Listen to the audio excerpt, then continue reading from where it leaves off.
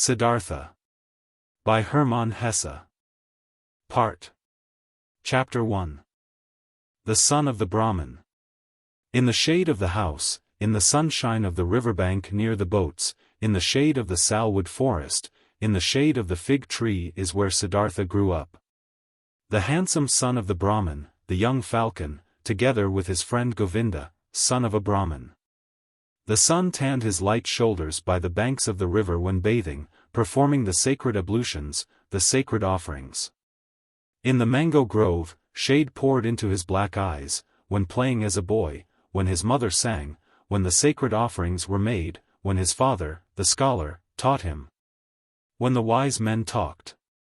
For a long time, Siddhartha had been partaking in the discussions of the wise men, practicing debate with Govinda, practicing with Govinda the art of reflection, the service of meditation. He already knew how to speak the Om silently, the word of words, to speak it silently into himself while inhaling, to speak it silently out of himself while exhaling. With all the concentration of his soul, the forehead surrounded by the glow of the clear-thinking spirit. He already knew to feel Atman in the depths of his being, indestructible, one with the universe. Joy leapt in his father's heart for his son who was quick to learn, thirsty for knowledge. He saw him growing up to become great wise man and priest, a prince among the Brahmins.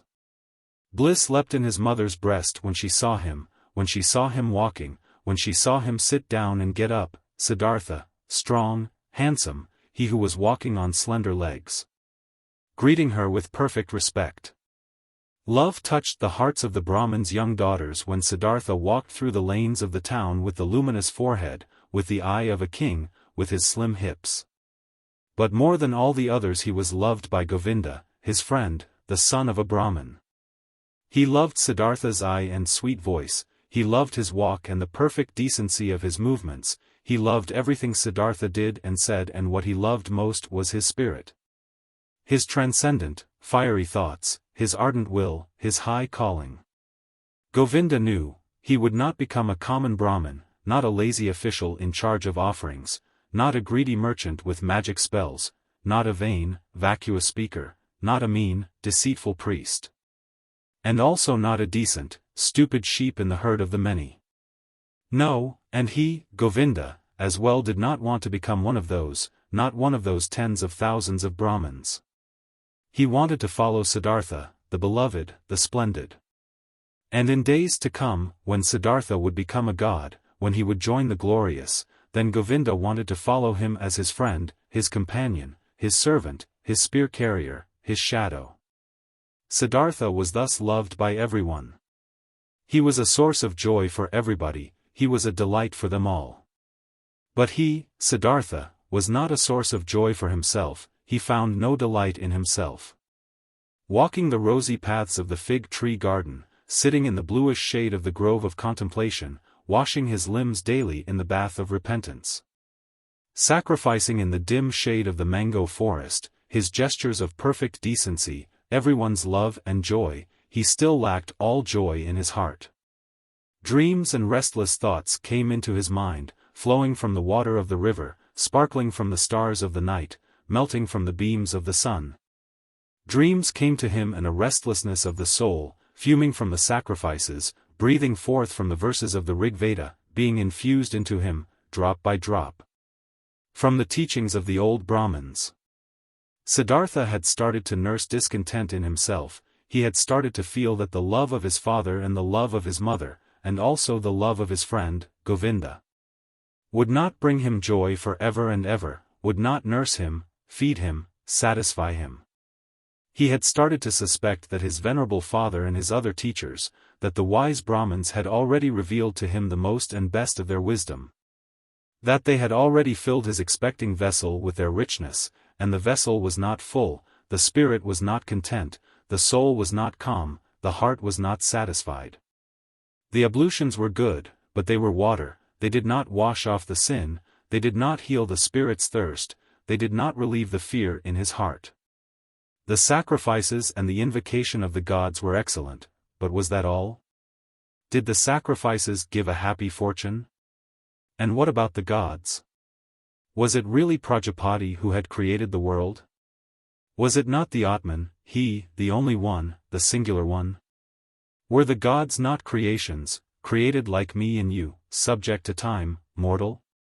Was it therefore good, was it right, was it meaningful and the highest occupation to make offerings to the gods?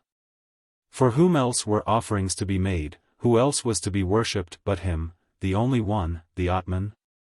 And where was Atman to be found, where did he reside, where did his eternal heart beat, where else but in one's own self, in its innermost part, in its indestructible part, which everyone had in himself? But where was this self, this innermost part, this ultimate part? It was not flesh and bone, it was neither thought nor consciousness, thus the wisest ones taught. So, where was it? To reach this place, the self, myself, the Atman, there was another way, which was worthwhile looking for. Alas, and nobody showed this way, nobody knew it, not the Father, and not the teachers and wise men, not the holy sacrificial songs. They knew everything, the Brahmins and their holy books, they knew everything, they had taken care of everything and of more than everything, the creation of the world, the origin of speech, of food, of inhaling, of exhaling, the arrangement of the senses, the acts of the gods. They knew infinitely much, but was it valuable to know all of this, not knowing that one and only thing? The most important thing, the solely important thing? Surely, many verses of the holy books, particularly in the Upanishads of Samaveda, spoke of this innermost and ultimate thing, wonderful verses.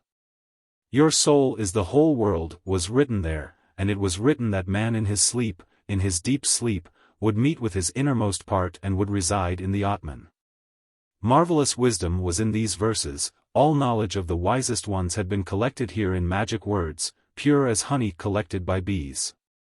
No, not to be looked down upon was the tremendous amount of enlightenment which lay here collected and preserved by innumerable generations of wise Brahmins. But where were the Brahmins, where the priests, where the wise men or penitents, who had succeeded in not just knowing this deepest of all knowledge but also to live it? Where was the knowledgeable one who wove his spell to bring his familiarity with the Atman out of the sleep into the state of being awake, into the life, into every step of the way? Into word and deed? Siddhartha knew many venerable Brahmins, chiefly his father, the pure one, the scholar, the most venerable one. His father was to be admired, quiet and noble were his manners, pure his life, wise his words, delicate and noble thoughts lived behind its brow. But even he, who knew so much, did he live in blissfulness, did he have peace, was he not also just a searching man, a thirsty man? Did he not, again and again, have to drink from holy sources, as a thirsty man, from the offerings, from the books, from the disputes of the Brahmins? Why did he, the irreproachable one, have to wash off sins every day, strive for a cleansing every day, over and over every day? Was not Atman in him? Did not the pristine source spring from his heart? It had to be found, the pristine source in one's own self, it had to be possessed. Everything else was searching, was a detour, was getting lost. Thus were Siddhartha's thoughts, this was his thirst, this was his suffering. Often he spoke to himself from a Chandogya Upanishad the words, truly, the name of the Brahman is Satyam, verily, he who knows such a thing, will enter the heavenly world every day. Often, it seemed near, the heavenly world, but never had he reached it completely, never had he quenched the ultimate thirst. And among all the wise and wisest men, he knew and whose instructions had he received, among all of them there was no one, who had reached it completely, the heavenly world. Who had quenched it completely, the eternal thirst. Govinda, Siddhartha spoke to his friend, Govinda, my dear, come with me under the banyan tree, let's practice meditation. They went to the banyan tree, they sat down, Siddhartha right here, Govinda 20 paces away. While putting himself down, ready to speak the Om, Siddhartha repeated murmuring the verse. Om is the bow, the arrow is soul. The Brahman is the arrow's target. That one should incessantly hit. After the usual time of the exercise in meditation had passed, Govinda rose. The evening had come, it was time to perform the evening's ablution. He called Siddhartha's name. Siddhartha did not answer. Siddhartha sat there lost in thought, his eyes were rigidly focused towards a very distant target, the tip of his tongue was protruding a little between the teeth, he seemed not to breathe. Thus sat he, wrapped up in contemplation, thinking his soul sent after the Brahmin as an arrow. Once, Samanas had travelled through Siddhartha's town, ascetics on a pilgrimage, 3 skinny, withered men, neither old nor young, with dusty and bloody shoulders, almost naked. Scorched by the sun, surrounded by loneliness, strangers and enemies to the world, strangers and lank jackals in the realm of humans. Behind them blew a hot scent of quiet passion, of destructive service, of merciless self-denial. In the evening, after the hour of contemplation, Siddhartha spoke to Govinda, "Early tomorrow morning, my friend, Siddhartha will go to the Samanas. He will become a Samana." Govinda turned pale, when he heard these words and read the decision in the motionless face of his friend, unstoppable like the arrow shot from the bow. Soon and with the first glance, Govinda realized, now it is beginning, now Siddhartha is taking his own way, now his fate is beginning to sprout, and with his, my own. And he turned pale like a dry banana skin. "Oh Siddhartha," he exclaimed, "will your father permit you to do that?" Siddhartha looked over as if he was just waking up. Arrow-fast he read in Govinda's soul, read the fear, read the submission. "Oh Govinda," he spoke quietly, "let's not waste words. Tomorrow, at daybreak I will begin the life of the Samanas. Speak no more of it." Siddhartha entered the chamber, where his father was sitting on a mat of bast, and stepped behind his father and remained standing there, until his father felt that someone was standing behind him. Quoth the Brahmin, "Is that you, Siddhartha? Then say what you came to say." Quoth Siddhartha, "With your permission, my father. I came to tell you that it is my longing to leave your house tomorrow and go to the ascetics. My desire is to become a Samana. May my father not oppose this." The Brahmin fell silent, and remained silent for so long that the stars in the small window wandered and changed their relative positions, ere the silence was broken. Silent and motionless stood the sun with his arms folded, silent and motionless sat the father on the mat, and the stars traced their paths in the sky. Then spoke the father, "Not proper it is for a Brahmin to speak harsh and angry words. But indignation is in my heart. I wish not to hear this request for a second time from your mouth." Slowly, the Brahmin rose, Siddhartha stood silently, his arms folded. "What are you waiting for?" asked the father. Quoth Siddhartha, "You know what." Indignant, the father left the chamber. Indignant, he went to his bed and lay down. After an hour, since no sleep had come over his eyes, the Brahmin stood up, paced to and fro, and left the house. Through the small window of the chamber he looked back inside, and there he saw Siddhartha standing, his arms folded, not moving from his spot. Pale shimmered his bright robe. With anxiety in his heart, the father returned to his bed. After another hour, since no sleep had come over his eyes, the Brahmin stood up again, paced to and fro, walked out of the house and saw that the moon had risen.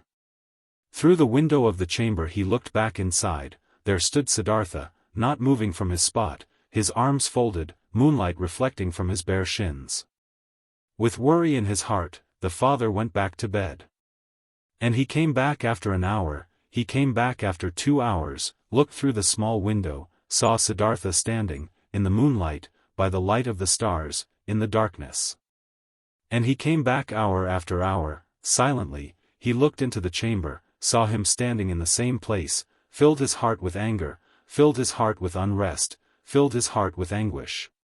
Filled it with sadness. And in the night's last hour, before the day began, he returned, stepped into the room, saw the young man standing there, who seemed tall and like a stranger to him. "Siddhartha," he spoke, "what are you waiting for? You know what? Will you always stand that way and wait, until it becomes morning, noon, and evening? I will stand and wait. You will become tired, Siddhartha. I will become tired. You will fall asleep, Siddhartha. I will not fall asleep. You will die, Siddhartha. I will die. And would you rather die than obey your father? Siddhartha has always obeyed his father. So will you abandon your plan? Siddhartha will do what his father will tell him to do. The first light of day shone into the room. The Brahmin saw that Siddhartha was trembling softly in his knees. In Siddhartha's face he saw no trembling, his eyes were fixed on a distant spot. Then his father realized that even now Siddhartha no longer dwelt with him in his home, that he had already left him. The father touched Siddhartha's shoulder. You will, he spoke, go into the forest and be a samana. When you'll have found blissfulness in the forest, then come back and teach me to be blissful. If you'll find disappointment, then return and let us once again make offerings to the gods together. Go now and kiss your mother, tell her where you are going to. But for me it is time to go to the river and to perform the first ablution. He took his hand from the shoulder of his son and went outside. Siddhartha wavered to the side, as he tried to walk. He put his limbs back under control, bowed to his father, and went to his mother to do as his father had said. As he slowly left on stiff legs in the first light of day the still quiet town, a shadow rose near the last hut, who had crouched there, and joined the pilgrim, Govinda. You have come, said Siddhartha and smiled. I have come, said Govinda. How do you find this book? Any thoughts about the book or the author? Any suggestion for improvement? Please take a moment to share your thoughts in a comment. If you like it, share it with your friends who might enjoy it as well. Subscribe to keep in touch. Visit CompleteAudiobooks.com for more quality content. With the Samanas. In the evening of this day they caught up with the ascetics, the skinny Samanas, and offered them their companionship and obedience. They were accepted. Siddhartha gave his garments to a poor Brahmin in the street. He wore nothing more than the loincloth and the earth-colored, unsewn cloak. He ate only once a day, and never something cooked. He fasted for 15 days. He fasted for 28 days. The flesh waned from his thighs and cheeks. Feverish dreams flickered from his enlarged eyes, long nails grew slowly on his parched fingers and a dry, shaggy beard grew on his chin. His glance turned to ice when he encountered women. His mouth twitched with contempt when he walked through a city of nicely dressed people. He saw merchants trading, princes hunting, mourners wailing for their dead, whores offering themselves, physicians trying to help the sick, priests determining the most suitable day for seeding. Lovers loving, mothers nursing their children, and all of this was not worthy of one look from his eye. It all lied, it all stank of lies. It all pretended to be meaningful and joyful and beautiful, and it all was just concealed putrefaction. The world tasted bitter. Life was torture. A goal stood before Siddhartha, a single goal, to become empty, empty of thirst, empty of wishing, empty of dreams, empty of joy and sorrow. Dead to himself, not to be a self any more, to find tranquility with an emptied heart, to be open to miracles in unselfish thoughts, that was his goal. Once all of myself was overcome and had died, once every desire and every urge was silent in the heart, then the ultimate part of me had to awake, the innermost of my being. Which is no longer myself, the great secret. Silently, Siddhartha exposed himself to burning rays of the sun directly above, glowing with pain, glowing with thirst, and stood there, until he neither felt any pain nor thirst any more. Silently, he stood there in the rainy season, from his hair the water was dripping over freezing shoulders, over freezing hips and legs, and the penitent stood there. Until he could not feel the cold in his shoulders and legs any more, until they were silent, until they were quiet. Silently, he cowered in the thorny bushes, blood dripped from the burning skin, from festering wounds dripped pus, and Siddhartha stayed rigidly, stayed motionless, until no blood flowed any more. Until nothing stung any more, until nothing burned any more. Siddhartha sat upright and learned to breathe sparingly, learned to get along with only few breaths, learned to stop breathing. He learned, beginning with the breath, to calm the beat of his heart, learned to reduce the beats of his heart, until they were only a few and almost none. Instructed by the oldest of the Samanas, Siddhartha practiced self-denial, practiced meditation, according to the Samama rules. A heron flew over the bamboo forest, and Siddhartha accepted the heron into his soul, flew over forest and mountains, was a heron, ate fish, felt the pangs of a heron's hunger. Spoke the heron's croak, died a heron's death. A dead jackal was lying on the sandy bank, and Siddhartha's soul slipped inside the body, was the dead jackal, lay on the banks, got bloated, stank, decayed, was dismembered by hyenas. Was skinned by vultures, turned into a skeleton, turned to dust, was blown across the fields. And Siddhartha's soul returned, had died, had decayed, was scattered as dust, had tasted the gloomy intoxication of the cycle, awaited in new thirst like a hunter in the gap. Where he could escape from the cycle, where the end of the causes, where an eternity without suffering began. He killed his senses, he killed his memory, he slipped out of his self into thousands of other forms, was an animal, was carrion, was stone, was wood, was water. And awoke every time to find his old self again, sun or moon shone, was his self again, turned round in the cycle, felt thirst, overcame the thirst, felt new thirst. Siddhartha learned a lot when he was with the Samanas, many ways leading away from the self he learned to go. He went the way of self-denial by means of pain, through voluntarily suffering and overcoming pain, hunger, thirst, tiredness. He went the way of self-denial by means of meditation, through imagining the mind to be void of all conceptions. These and other ways he learned to go, 1,000 times he left his self, for hours and days he remained in the non-self. But though the ways led away from the self, their end nevertheless always led back to the self. Though Siddhartha fled from the self 1,000 times, stayed in nothingness, stayed in the animal, in the stone, the return was inevitable, inescapable was the hour. When he found himself back in the sunshine or in the moonlight, in the shade or in the rain, and was once again his self and Siddhartha. And again felt the agony of the cycle which had been forced upon him. By his side lived Govinda, his shadow, walked the same paths, undertook the same efforts.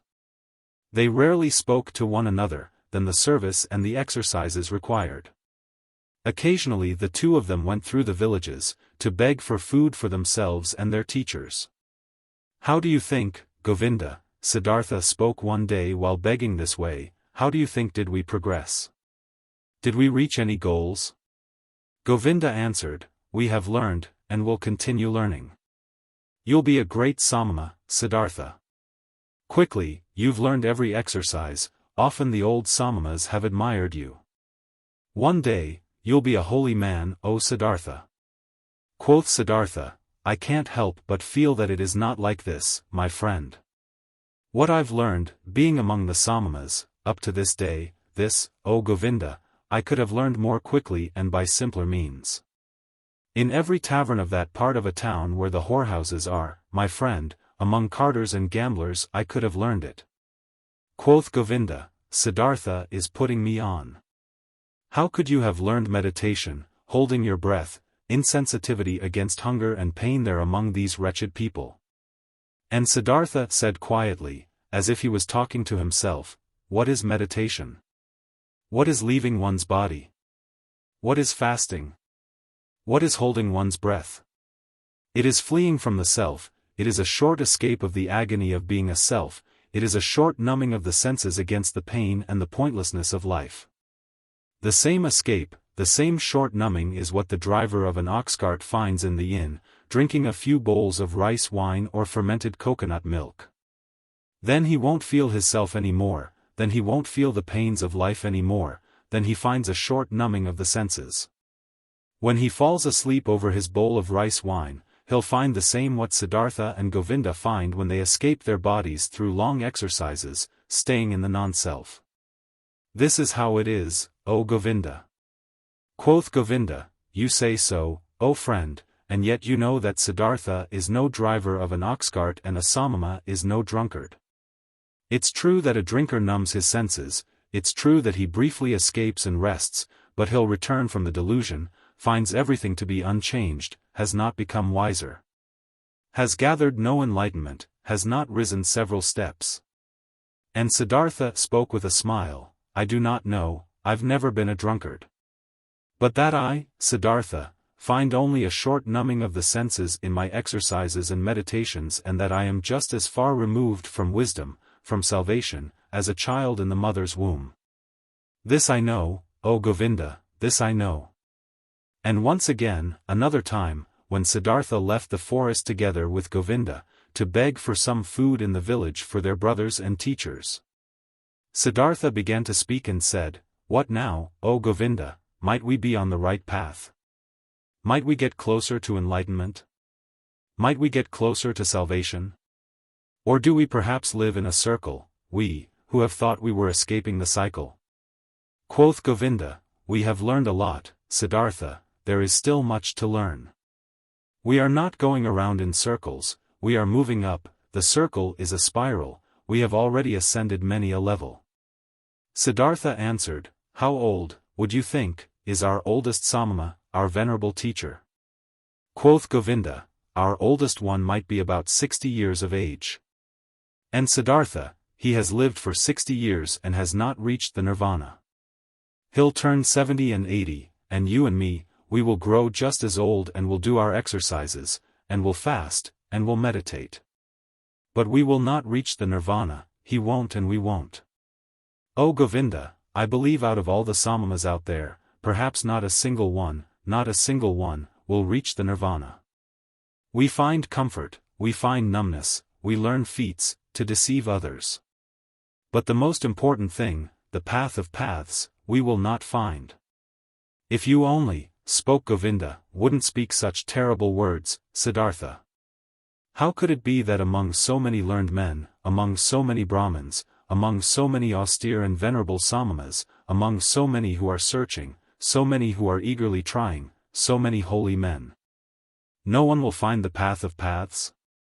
But Siddhartha said in a voice which contained just as much sadness as mockery, with a quiet, a slightly sad, a slightly mocking voice, Soon, Govinda. Your friend will leave the path of the Samanas, he has walked along your side for so long. I'm suffering of thirst, O Govinda, and on this long path of a Samana, my thirst has remained as strong as ever. I always thirsted for knowledge, I have always been full of questions. I have asked the Brahmins, year after year, and I have asked the holy Vedas, year after year, and I have asked the devoted Samanas, year after year. Perhaps, O Govinda, it had been just as well, had been just as smart and just as profitable, if I had asked the hornbill bird or the chimpanzee. It took me a long time and am not finished learning this yet, O Govinda, that there is nothing to be learned. There is indeed no such thing, so I believe, as what we refer to as learning. There is, O my friend, just one knowledge, this is everywhere, this is Atman, this is within me and within you and within every creature. And so I'm starting to believe that this knowledge has no worser enemy than the desire to know it, than learning. At this, Govinda stopped on the path, rose his hands, and spoke, If you, Siddhartha, only would not bother your friend with this kind of talk. Truly, your words stir up fear in my heart. And just consider, what would become of the sanctity of prayer, what of the venerability of the Brahmin's caste, what of the holiness of the Samanas, if it was as you say, if there was no learning? What, O Siddhartha, what would then become of all of this what is holy, what is precious, what is venerable on earth? And Govinda mumbled a verse to himself, a verse from an Upanishad. He who ponderingly, of a purified spirit, loses himself in the meditation of Atman. Unexpressible by words is his blissfulness of his heart. But Siddhartha remained silent. He thought about the words which Govinda had said to him and thought the words through to their end. Yes, he thought, standing there with his head low, what would remain of all that which seemed to us to be holy? What remains? What can stand the test? And he shook his head. At one time, when the two young men had lived among the Samanas for about 3 years and had shared their exercises, some news, a rumor, a myth reached them after being retold many times. A man had appeared, Gotama by name, the Exalted One, the Buddha. He had overcome the suffering of the world in himself and had halted the cycle of rebirths. He was said to wander through the land, teaching, surrounded by disciples, without possession, without home, without a wife, in the yellow cloak of an ascetic, but with a cheerful brow. A man of bliss, and Brahmins and princes would bow down before him and would become his students. This myth, this rumor, this legend resounded, its fragrance rose up, here and there, in the towns, the Brahmins spoke of it, and in the forest, the Samanas. Again and again, the name of Gotama, the Buddha, reached the ears of the young men, with good and with bad talk, with praise and with defamation. It was as if the plague had broken out in a country and news had been spreading around that in one or another place there was a man, a wise man, a knowledgeable one, whose word and breath was enough to heal everyone who had been infected with the pestilence, and as such news would go through the land and everyone would talk about it, many would believe. Many would doubt, but many would get on their way as soon as possible, to seek the wise man, the helper. Just like this myth ran through the land, that fragrant myth of Gotama, the Buddha, the wise man of the family of Sakya. He possessed, so the believers said, the highest enlightenment. He remembered his previous lives, he had reached the nirvana and never returned into the cycle, was never again submerged in the murky river of physical forms. Many wonderful and unbelievable things were reported of him. He had performed miracles, had overcome the devil, had spoken to the gods. But his enemies and disbelievers said, this Gotama was a vain seducer, he would spend his days in luxury, scorned the offerings, was without learning, and knew neither exercises nor self-castigation. The myth of Buddha sounded sweet. The scent of magic flowed from these reports. After all, the world was sick, life was hard to bear, and behold, here a source seemed to spring forth, here a messenger seemed to call out, comforting, mild, full of noble promises. Everywhere where the rumor of Buddha was heard, everywhere in the lands of India, the young men listened up, felt a longing, felt hope. And among the Brahmin sons of the towns and villages every pilgrim and stranger was welcome, when he brought news of him, the Exalted One, the Sakyamuni. The myth had also reached the Samanas in the forest, and also Siddhartha, and also Govinda, slowly, drop by drop, every drop laden with hope, every drop laden with doubt. They rarely talked about it, because the oldest one of the Samanas did not like this myth. He had heard that this alleged Buddha used to be an ascetic before and had lived in the forest, but had then turned back to luxury and worldly pleasures, and he had no high opinion of this Gotama. "O Siddhartha," Govinda spoke one day to his friend. "Today, I was in the village, and a Brahmin invited me into his house, and in his house, there was the son of a Brahmin from Magadha, who has seen the Buddha with his own eyes and has heard him teach. Verily, this made my chest ache when I breathed, and thought to myself, if only I would too, if only we both would too, Siddhartha and me, live to see the hour when we will hear the teachings from the mouth of this perfected man. Speak, friend, wouldn't we want to go there too and listen to the teachings from the Buddha's mouth?" Quoth Siddhartha, "Always, O Govinda, I had thought, Govinda would stay with the Samanas. Always I had believed his goal was to live to be 60 and 70 years of age and to keep on practicing those feats and exercises, which are becoming a Samana. But behold, I had not known Govinda well enough, I knew little of his heart. So now you, my faithful friend, want to take a new path and go there, where the Buddha spreads his teachings." Quoth Govinda, "You're mocking me. Mock me if you like, Siddhartha. But have you not also developed a desire, an eagerness, to hear these teachings? And have you not at one time said to me, you would not walk the path of the Samanas for much longer?" At this, Siddhartha laughed in his very own manner, in which his voice assumed a touch of sadness and a touch of mockery, and said, "Well, Govinda, you've spoken well, you've remembered correctly.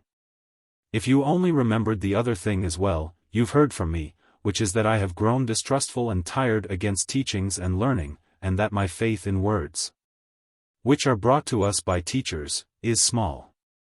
But let's do it, my dear, I am willing to listen to these teachings, though in my heart I believe that we've already tasted the best fruit of these teachings.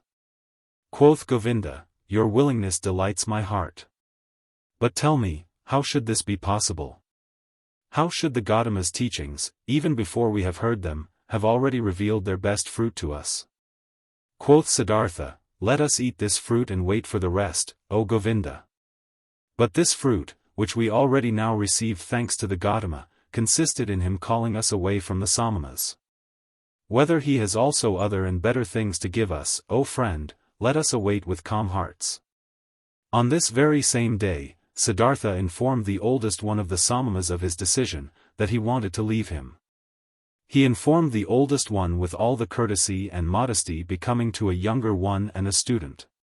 But the Samana became angry, because the two young men wanted to leave him, and talked loudly and used crude swear words. Govinda was startled and became embarrassed. But Siddhartha put his mouth close to Govinda's ear and whispered to him, now, I want to show the old man that I've learned something from him. Positioning himself closely in front of the Samana, with a concentrated soul, he captured the old man's glance with his glances, deprived him of his power, made him mute, took away his free will. Subdued him under his own will, commanded him, to do silently, whatever he demanded him to do. The old man became mute, his eyes became motionless, his will was paralyzed, his arms were hanging down, without power, he had fallen victim to Siddhartha's spell. But Siddhartha's thoughts brought the Samana under their control, he had to carry out what they commanded. And thus, the old man made several bows, performed gestures of blessing, spoke stammeringly a godly wish for a good journey. And the young men returned the bows with thanks, returned the wish, went on their way with salutations. On the way, Govinda said, O Siddhartha, you have learned more from the Samanas than I knew. It is very hard to cast a spell on an old Samana. Truly, if you had stayed there, you would soon have learned to walk on water. I do not seek to walk on water, said Siddhartha. Let old Samanas be content with such feats. Gotama. In the town of Savatthi, every child knew the name of the exalted Buddha, and every house was prepared to fill the alms dish of Gotama's disciples, the silently begging ones. Near the town was Gotama's favorite place to stay, the grove of Jetavana, which the rich merchant Anathapindika, an obedient worshipper of the Exalted One, had given him and his people for a gift. All tales and answers, which the two young ascetics had received in their search for Gotama's abode, had pointed them towards this area. And arriving at Savatthi, in the very first house, before the door of which they stopped to beg, food has been offered to them, and they accepted the food, and Siddhartha asked the woman, who handed them the food. We would like to know, O charitable one, where the Buddha dwells, the most venerable one, for we are two Samanas from the forest and have come, to see him. The perfected one, and to hear the teachings from his mouth. Quoth the woman, here, you have truly come to the right place, you Samanas from the forest. You should know, in Jetavana, in the garden of Anathapindika is where the Exalted One dwells. There you pilgrims shall spend the night, for there is enough space for the innumerable, who flock here, to hear the teachings from his mouth. This made Govinda happy, and full of joy he exclaimed, well so, thus we have reached our destination, and our path has come to an end. But tell us, O mother of the pilgrims, do you know him, the Buddha, have you seen him with your own eyes? Quoth the woman, many times I have seen him, the Exalted One. On many days, I have seen him, walking through the alleys in silence, wearing his yellow cloak, presenting his alms dish in silence at the doors of the houses, leaving with a filled dish. Delightedly, Govinda listened and wanted to ask and hear much more. But Siddhartha urged him to walk on. They thanked and left and hardly had to ask for directions, for rather many pilgrims and monks as well from Gotama's community were on their way to the Jetavana. And since they reached it at night, there were constant arrivals, shouts, and talk of those who sought shelter and got it. The two Samanas, accustomed to life in the forest, found quickly and without making any noise a place to stay and rested there until the morning. At sunrise, they saw with astonishment what a large crowd of believers and curious people had spent the night here. On all paths of the marvelous grove, monks walked in yellow robes, under the trees they sat here and there, in deep contemplation, or in a conversation about spiritual matters. The shady gardens looked like a city, full of people, bustling like bees. The majority of the monks went out with their alms dish, to collect food in town for their lunch, the only meal of the day. The Buddha himself, the enlightened one, was also in the habit of taking this walk to beg in the morning. Siddhartha saw him, and he instantly recognized him, as if a god had pointed him out to him. He saw him, a simple man in a yellow robe, bearing the alms dish in his hand, walking silently. "Look here," Siddhartha said quietly to Govinda. "This one is the Buddha." Attentively, Govinda looked at the monk in the yellow robe, who seemed to be in no way different from the hundreds of other monks. And soon, Govinda also realized, this is the one. And they followed him and observed him. The Buddha went on his way, modestly and deep in his thoughts. His calm face was neither happy nor sad, it seemed to smile quietly and inwardly. With a hidden smile, quiet, calm, somewhat resembling a healthy child, the Buddha walked, wore the robe and placed his feet just as all of his monks did, according to a precise rule. But his face and his walk, his quietly lowered glance, his quietly dangling hand and even every finger of his quietly dangling hand expressed peace, expressed perfection, did not search, did not imitate, breathed softly in an unwithering calm, in an unwithering light, an untouchable peace. Thus Gotama walked towards the town, to collect alms, and the two Samanas recognized him solely by the perfection of his calm, by the quietness of his appearance, in which there was no searching. No desire, no imitation, no effort to be seen, only light and peace. "Today, we'll hear the teachings from his mouth," said Govinda. Siddhartha did not answer. He felt little curiosity for the teachings, he did not believe that they would teach him anything new, but he had, just as Govinda had, heard the contents of this Buddha's teachings again and again. Though these reports only represented second or third-hand information. But attentively he looked at Gotama's head, his shoulders, his feet, his quietly dangling hand, and it seemed to him as if every joint of every finger of this hand was of these teachings, spoke of, breathed of, exhaled the fragrant of, glistened of truth. This man, this Buddha was truthful down to the gesture of his last finger. This man was holy. Never before had Siddhartha venerated a person so much, never before had he loved a person as much as this one. They both followed the Buddha until they reached the town and then returned in silence, for they themselves intended to abstain on this day.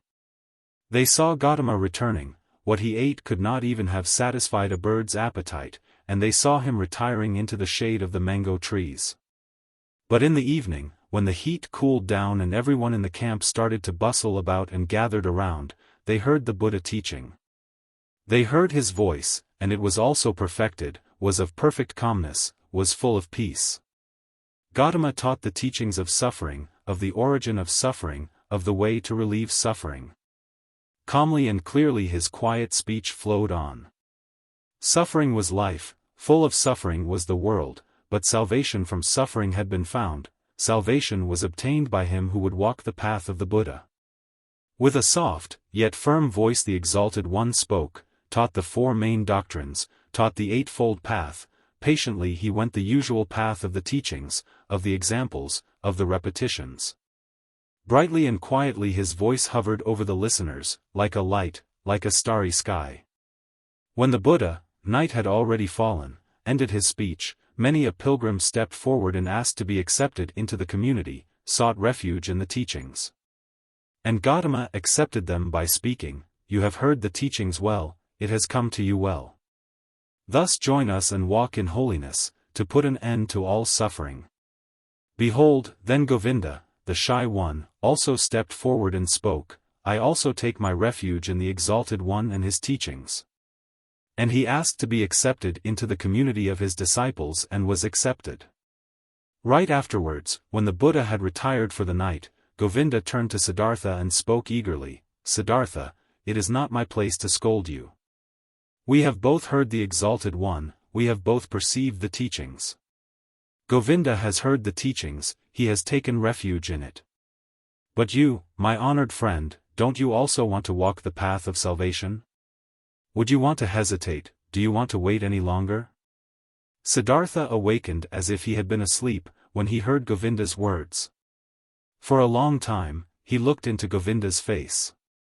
Then he spoke quietly, in a voice without mockery, Govinda, my friend, now you have taken this step, now you have chosen this path.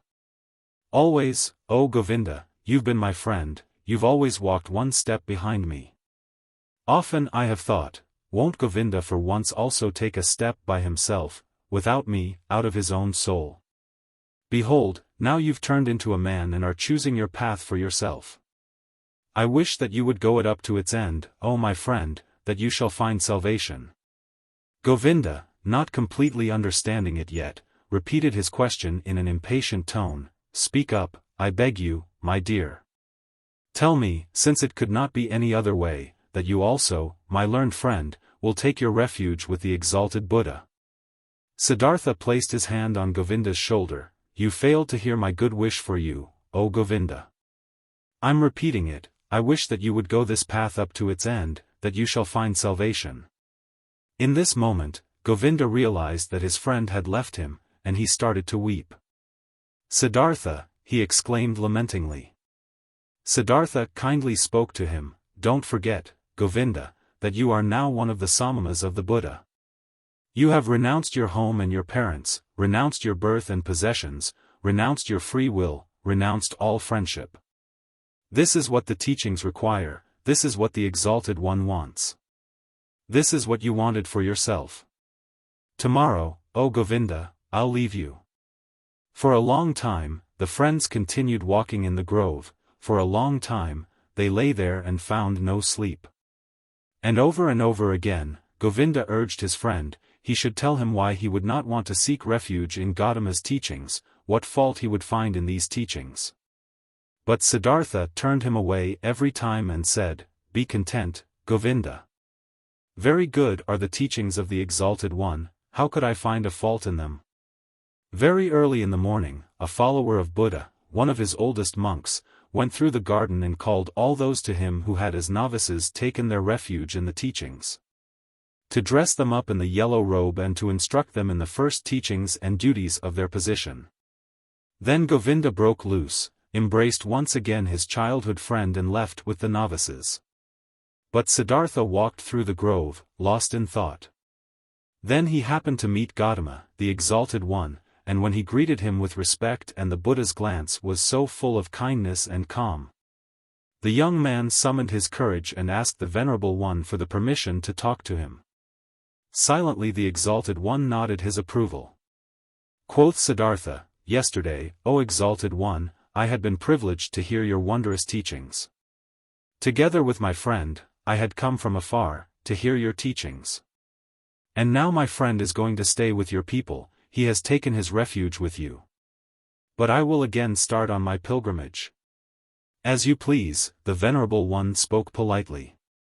Too bold is my speech, Siddhartha continued, but I do not want to leave the Exalted One without having honestly told him my thoughts. Does it please the Venerable One to listen to me for one moment longer? Silently, the Buddha nodded his approval. Quoth Siddhartha, One thing, O most Venerable One, I have admired in your teachings most of all. Everything in your teachings is perfectly clear, is proven. You are presenting the world as a perfect chain, a chain which is never and nowhere broken, an eternal chain the links of which are causes and effects. Never before has this been seen so clearly. Never before has this been presented so irrefutably. Truly, the heart of every Brahmin has to beat stronger with love, once he has seen the world through your teachings perfectly connected, without gaps, clear as a crystal, not depending on chance. Not depending on gods. Whether it may be good or bad, whether living according to it would be suffering or joy, I do not wish to discuss, possibly this is not essential, but the uniformity of the world. That everything which happens is connected, that the great and the small things are all encompassed by the same forces of time, by the same law of causes, of coming into being and of dying. This is what shines brightly out of your exalted teachings, O perfected one.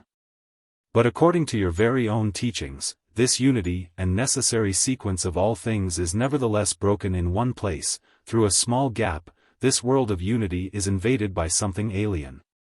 Something new, something which had not been there before, and which cannot be demonstrated and cannot be proven. These are your teachings of overcoming the world, of salvation. But with this small gap, with this small breach, the entire eternal and uniform law of the world is breaking apart again and becomes void. Please forgive me for expressing this objection. Quietly, Gotama had listened to him, unmoved. Now he spoke, the perfected one, with his polite and clear voice. You've heard the teachings, O son of a Brahmin, and good for you that you've thought about it thus deeply. You've found a gap in it, an error. You should think about this further. But be warned, O seeker of knowledge, of the thicket of opinions and of arguing about words. There is nothing to opinions, they may be beautiful or ugly, smart or foolish, everyone can support them or discard them. But the teachings, you've heard from me, are no opinion, and their goal is not to explain the world to those who seek knowledge. They have a different goal, their goal is salvation from suffering. This is what Gotama teaches, nothing else. I wish that you, O exalted one, would not be angry with me, said the young man. I have not spoken to you like this to argue with you, to argue about words. You are truly right, there is little to opinions. But let me say this one more thing, I have not doubted in you for a single moment. I have not doubted for a single moment that you are Buddha, that you have reached the goal, the highest goal towards which so many thousands of Brahmins and sons of Brahmins are on their way. You have found salvation from death. It has come to you in the course of your own search, on your own path, through thoughts, through meditation, through realizations, through enlightenment. It has not come to you by means of teachings. And, thus is my thought, O exalted one, nobody will obtain salvation by means of teachings. You will not be able to convey and say to anybody, O venerable one, in words and through teachings what has happened to you in the hour of enlightenment. The teachings of the enlightened Buddha contain much, it teaches many to live righteously, to avoid evil. But there is one thing which these so clear, these so venerable teachings do not contain, they do not contain the mystery of what the exalted one has experienced for himself. He alone among hundreds of thousands. This is what I have thought and realized, when I have heard the teachings. This is why I am continuing my travels, not to seek other, better teachings, for I know there are none, but to depart from all teachings and all teachers and to reach my goal by myself or to die. But often, I'll think of this day, O exalted one, and of this hour, when my eyes beheld a holy man. The Buddha's eyes quietly looked to the ground. Quietly, in perfect equanimity his inscrutable face was smiling. I wish, the Venerable One spoke slowly, that your thoughts shall not be in error, that you shall reach the goal. But tell me, have you seen the multitude of my Samanas, my many brothers, who have taken refuge in the teachings? And do you believe, O stranger, O Samana, do you believe that it would be better for them all to abandon the teachings and to return into the life of the world and of desires? Far is such a thought from my mind, exclaimed Siddhartha. I wish that they shall all stay with the teachings, that they shall reach their goal. It is not my place to judge another person's life. Only for myself alone, I must decide, I must choose, I must refuse. Salvation from the self is what we Samanas search for, O exalted one. If I merely were one of your disciples, O venerable one, I'd fear that it might happen to me that only seemingly, only deceptively myself would be calm and be redeemed. But that in truth it would live on and grow, for then I had replaced myself with the teachings, my duty to follow you, my love for you, and the community of the monks. With half of a smile, with an unwavering openness and kindness, Gotama looked into the stranger's eyes and bid him to leave with a hardly noticeable gesture. You are wise, O Samana, the Venerable One spoke. You know how to talk wisely, my friend. Be aware of too much wisdom. The Buddha turned away, and his glance and half of a smile remained forever etched in Siddhartha's memory. I have never before seen a person glance and smile, sit and walk this way, he thought. Truly, I wish to be able to glance and smile, sit and walk this way, too, thus free, thus venerable, thus concealed, thus open, thus childlike and mysterious. Truly, only a person who has succeeded in reaching the innermost part of his self would glance and walk this way. Well so, I also will seek to reach the innermost part of myself. I saw a man, Siddhartha thought, a single man, before whom I would have to lower my glance. I do not want to lower my glance before any other, not before any other. No teachings will entice me any more, since this man's teachings have not enticed me. I am deprived by the Buddha, thought Siddhartha, I am deprived, and even more he has given to me. He has deprived me of my friend, the one who had believed in me and now believes in him, who had been my shadow and is now Gotama's shadow. But he has given me Siddhartha, myself. Awakening.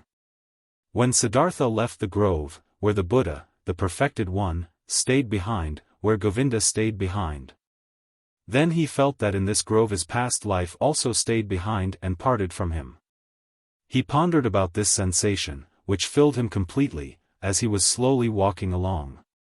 He pondered deeply, like diving into a deep water he let himself sink down to the ground of the sensation, down to the place where the causes lie, because to identify the causes, so it seemed to him, is the very essence of thinking, and by this alone sensations turn into realizations and are not lost, but become entities and start to emit like rays of light what is inside of them.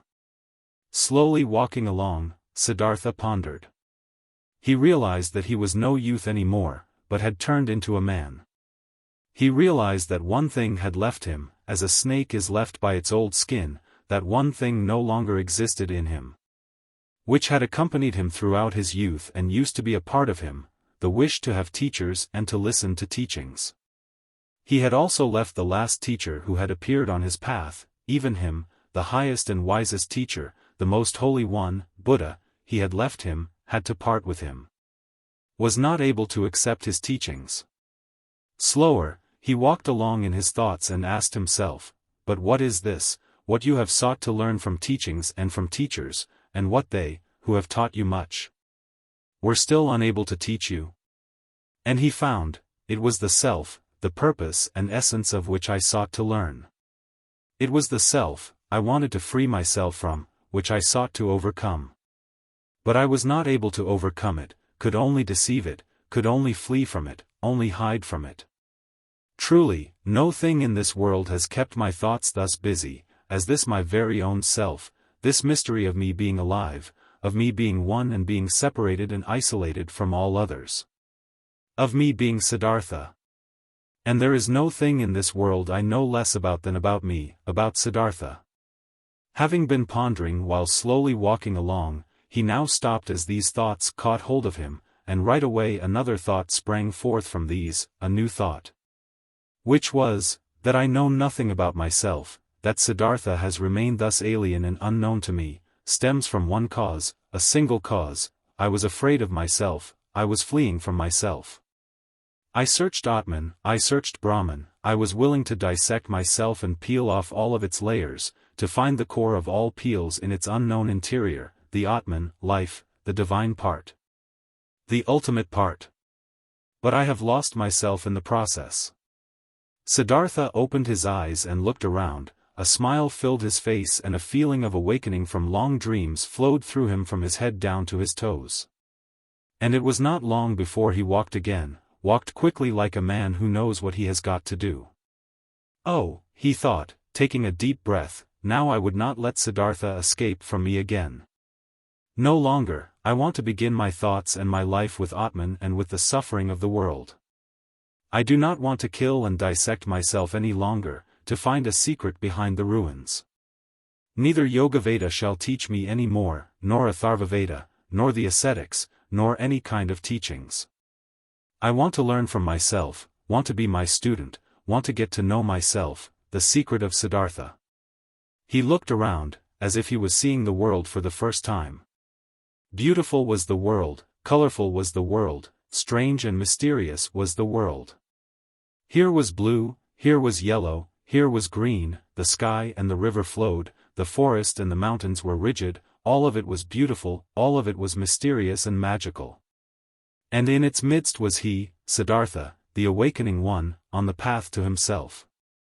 All this yellow and blue, river and forest, entered Siddhartha for the first time through the eyes, was no longer a spell of Mara, was no longer the veil of Maya. Was no longer a pointless and coincidental diversity of mere appearances, despicable to the deeply thinking Brahmin, who scorns diversity, who seeks unity. Blue was blue, river was river, and if also in the blue and the river, in Siddhartha, the singular and divine lived hidden, so it was still that very divinity's way and purpose, to be here yellow. Here blue, there sky, there forest, and here Siddhartha. The purpose and the essential properties were not somewhere behind the things, they were in them, in everything. How deaf and stupid have I been, he thought, walking swiftly along. When someone reads a text, wants to discover its meaning, he will not scorn the symbols and letters and call them deceptions, coincidence, and worthless hull, but he will read them. He will study and love them, letter by letter. But I, who wanted to read the book of the world and the book of my own being, I have, for the sake of a meaning I had anticipated before I read, scorned the symbols and letters. I called the visible world a deception, called my eyes and my tongue coincidental and worthless forms without substance. No, this is over, I have awakened, I have indeed awakened and have not been born before this very day. In thinking these thoughts, Siddhartha stopped once again, suddenly, as if there was a snake lying in front of him on the path. Because suddenly, he had also become aware of this, he, who was indeed like someone who had just woken up or like a newborn baby, he had to start his life anew and start again at the very beginning. When he had left in this very morning from the grove Jetavana, the grove of that exalted one, already awakening, already on the path towards himself, he had every intention.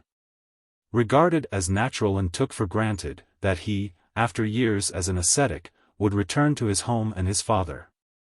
But now, only in this moment, when he stopped as if a snake was lying on his path, he also awoke to this realization, but I am no longer the one I was, I am no ascetic any more.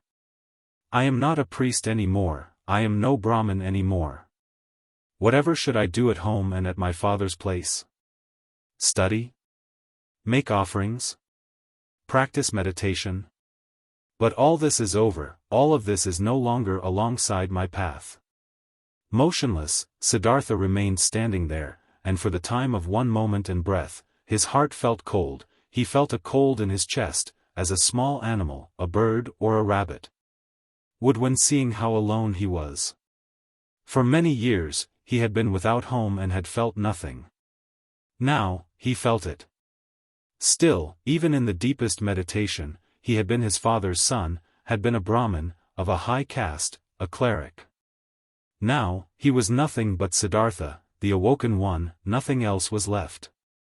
Deeply, he inhaled, and for a moment, he felt cold and shivered.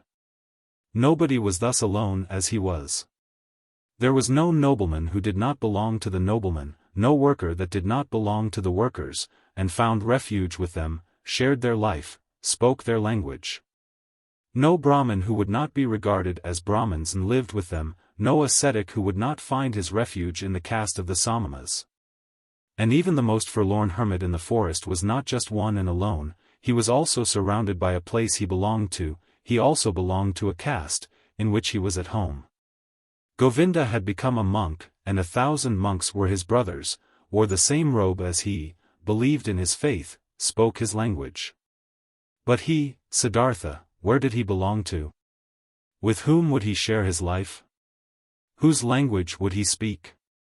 Out of this moment, when the world melted away all around him, when he stood alone like a star in the sky, out of this moment of a cold and despair, Siddhartha emerged, more a self than before. More firmly concentrated. He felt, this had been the last tremor of the awakening, the last struggle of this birth. And it was not long until he walked again in long strides, started to proceed swiftly and impatiently, heading no longer for home, no longer to his father, no longer back.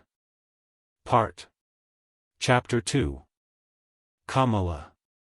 Siddhartha learned something new on every step of his path, for the world was transformed, and his heart was enchanted. He saw the sun rising over the mountains with their forests and setting over the distant beach with its palm trees. At night, he saw the stars in the sky in their fixed positions and the crescent of the moon floating like a boat in the blue. He saw trees, stars, animals, clouds, rainbows, rocks, herbs, flowers, stream and river, the glistening dew in the bushes in the morning, distant high mountains which were blue and pale. Birds sang and bees, wind silverishly blew through the rice field. All of this, 1,000-fold and colorful, had always been there. The sun and the moon had always shone, always rivers had roared and bees had buzzed. But in former times all of this had been nothing more to Siddhartha than a fleeting, deceptive veil before his eyes, looked upon in distrust, destined to be penetrated and destroyed by thought. Since it was not the essential existence, since this essence lay beyond, on the other side of, the visible. But now, his liberated eyes stayed on this side, he saw and became aware of the visible, sought to be at home in this world, did not search for the true essence, did not aim at a world beyond. Beautiful was this world, looking at it thus, without searching, thus simply, thus childlike. Beautiful were the moon and the stars, beautiful was the stream and the banks, the forest and the rocks, the goat and the gold beetle, the flower and the butterfly.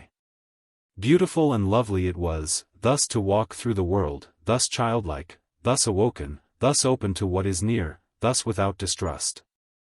Differently the sun burnt the head, differently the shade of the forest cooled him down, differently the stream and the cistern, the pumpkin and the banana tasted. Short were the days, short the nights, every hour sped swiftly away like a sail on the sea, and under the sail was a ship full of treasures, full of joy.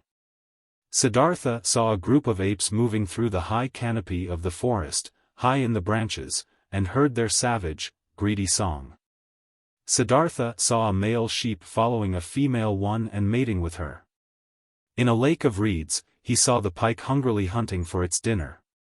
Propelling themselves away from it, in fear, wiggling and sparkling, the young fish jumped in droves out of the water. The scent of strength and passion came forcefully out of the hasty eddies of the water, which the pike stirred up, impetuously hunting. All of this had always existed, and he had not seen it. He had not been with it. Now he was with it, he was part of it. Light and shadow ran through his eyes, stars and moon ran through his heart. On the way, Siddhartha also remembered everything he had experienced in the garden Jetavana, the teaching he had heard there, the divine Buddha, the farewell from Govinda. The conversation with the Exalted One. Again he remembered his own words, he had spoken to the Exalted One, every word.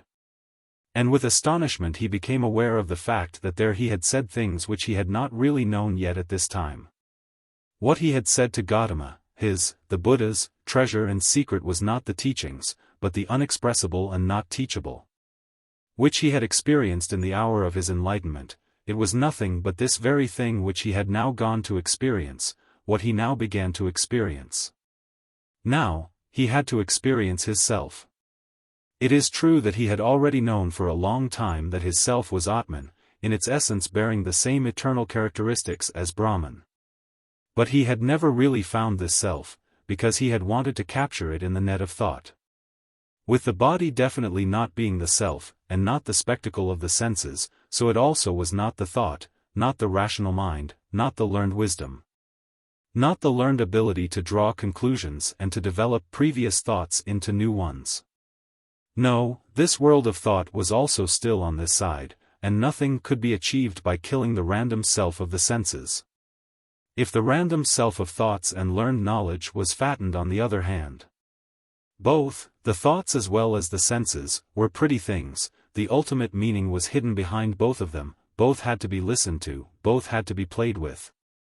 Both neither had to be scorned nor overestimated, from both the secret voices of the innermost truth had to be attentively perceived. He wanted to strive for nothing, except for what the voice commanded him to strive for, dwell on nothing, except where the voice would advise him to do so. Why had Gotama, at that time, in the hour of all hours, sat down under the bo tree, where the enlightenment hit him. He had heard a voice in his own heart, which had commanded him to seek rest under this tree, and he had neither preferred self-castigation, offerings, ablutions, nor prayer. Neither food nor drink, neither sleep nor dream, he had obeyed the voice. To obey like this, not to an external command, only to the voice, to be ready like this was good, this was necessary, nothing else was necessary. In the night when he slept in the straw hut of a ferryman by the river, Siddhartha had a dream. Govinda was standing in front of him, dressed in the yellow robe of an ascetic. Govinda looked sad, and sadly he asked, "Why have you forsaken me?" At this, he embraced Govinda, wrapped his arms around him, and as he was pulling him close to his chest and kissed him, it was not Govinda any more, but a woman. And a full breast popped out of the woman's dress, at which Siddhartha lay and drank, sweetly and strongly tasted the milk from this breast. It tasted of woman and man, of sun and forest, of animal and flower, of every fruit, of every joyful desire. It intoxicated him and rendered him unconscious. When Siddhartha woke up, the pale river shimmered through the door of the hut, and in the forest, a dark call of an owl resounded deeply and pleasantly. When the day began, Siddhartha asked his host, the ferryman, to get him across the river. The ferryman got him across the river on his bamboo raft. The wide water shimmered reddishly in the light of the morning. "This is a beautiful river," he said to his companion. "Yes," said the ferryman, "a very beautiful river, I love it more than anything. Often I have listened to it, often I have looked into its eyes, and always I have learned from it. Much can be learned from a river." "I thank you, my benefactor," spoke Siddhartha, disembarking on the other side of the river. "I have no gift I could give you for your hospitality, my dear, and also no payment for your work. I am a man without a home, a son of a Brahmin and a Samana." "I did see it," spoke the ferryman, "and I haven't expected any payment from you and no gift which would be the custom for guests to bear. You will give me the gift another time." "Do you think so?" asked Siddhartha amusedly. "Surely. This too, I have learned from the river, everything is coming back. You too, Samana, will come back. Now farewell. Let your friendship be my reward. Commemorate me when you make offerings to the gods." Smiling, they parted. Smiling, Siddhartha was happy about the friendship and the kindness of the ferryman. "He is like Govinda," he thought with a smile, "all I meet on my path are like Govinda. All are thankful, though they are the ones who would have a right to receive thanks. All are submissive, all would like to be friends, like to obey, think little. Like children are all people." At about noon, he came through a village. In front of the mud cottages, children were rolling about in the street, were playing with pumpkin seeds and seashells, screamed and wrestled, but they all timidly fled from the unknown Samana. In the end of the village, the path led through a stream, and by the side of the stream, a young woman was kneeling and washing clothes. When Siddhartha greeted her, she lifted her head and looked up to him with a smile, so that he saw the white in her eyes glistening. He called out a blessing to her, as it is the custom among travelers, and asked how far he still had to go to reach the large city. Then she got up and came to him, beautifully, her wet mouth was shimmering in her young face. She exchanged humorous banter with him, asked whether he had eaten already, and whether it was true that the Samanas slept alone in the forest at night and were not allowed to have any women with them. While talking, she put her left foot on his right one and made a movement as a woman does who would want to initiate that kind of sexual pleasure with a man, which the textbooks call climbing a tree.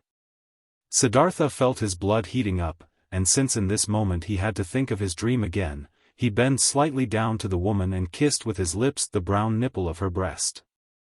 Looking up, he saw her face smiling full of lust and her eyes, with contracted pupils, begging with desire. Siddhartha also felt desire and felt the source of his sexuality moving. But since he had never touched a woman before, he hesitated for a moment, while his hands were already prepared to reach out for her.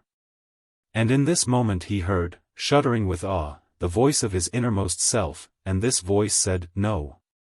Then, all charms disappeared from the young woman's smiling face. He no longer saw anything else but the damp glance of a female animal in heat. Politely, he petted her cheek, turned away from her and disappeared away from the disappointed woman with light steps into the bamboo wood.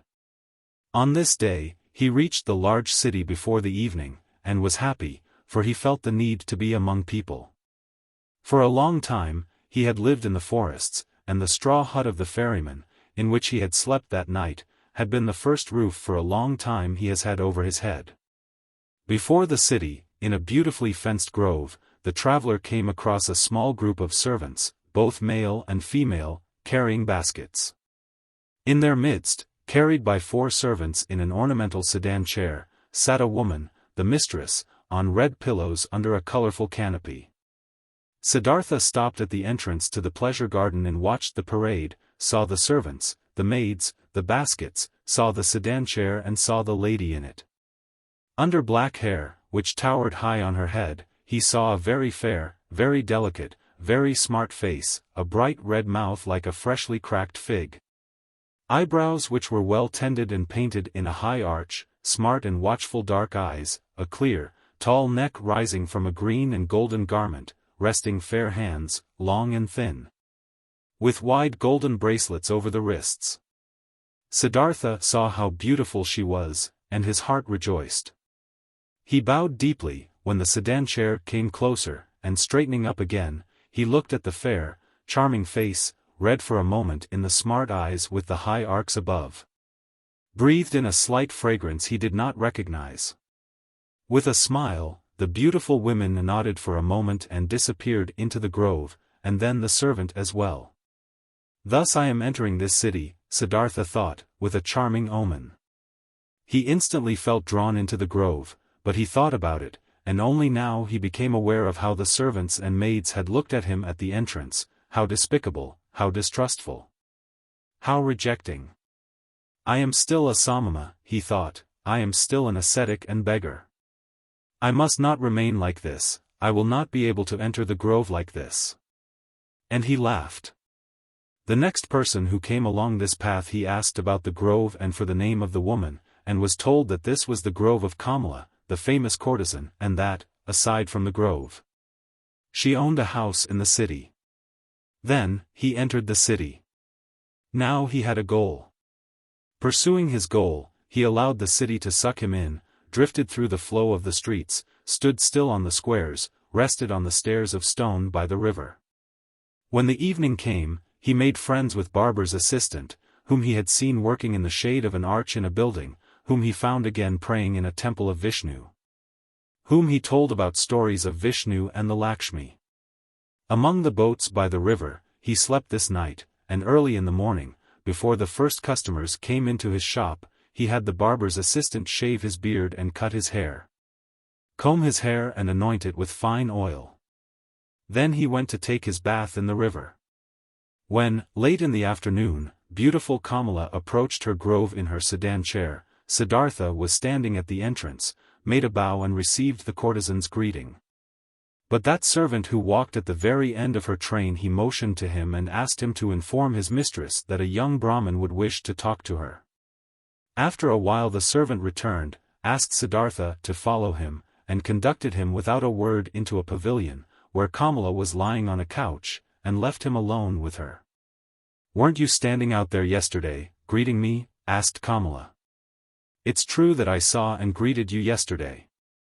But didn't you yesterday wear a beard, and long hair, and dust in your hair? You have observed well, you have seen everything. You have seen Siddhartha, the son of a Brahmin, who has left his home to become a Samana, and who has been a Samana for 3 years.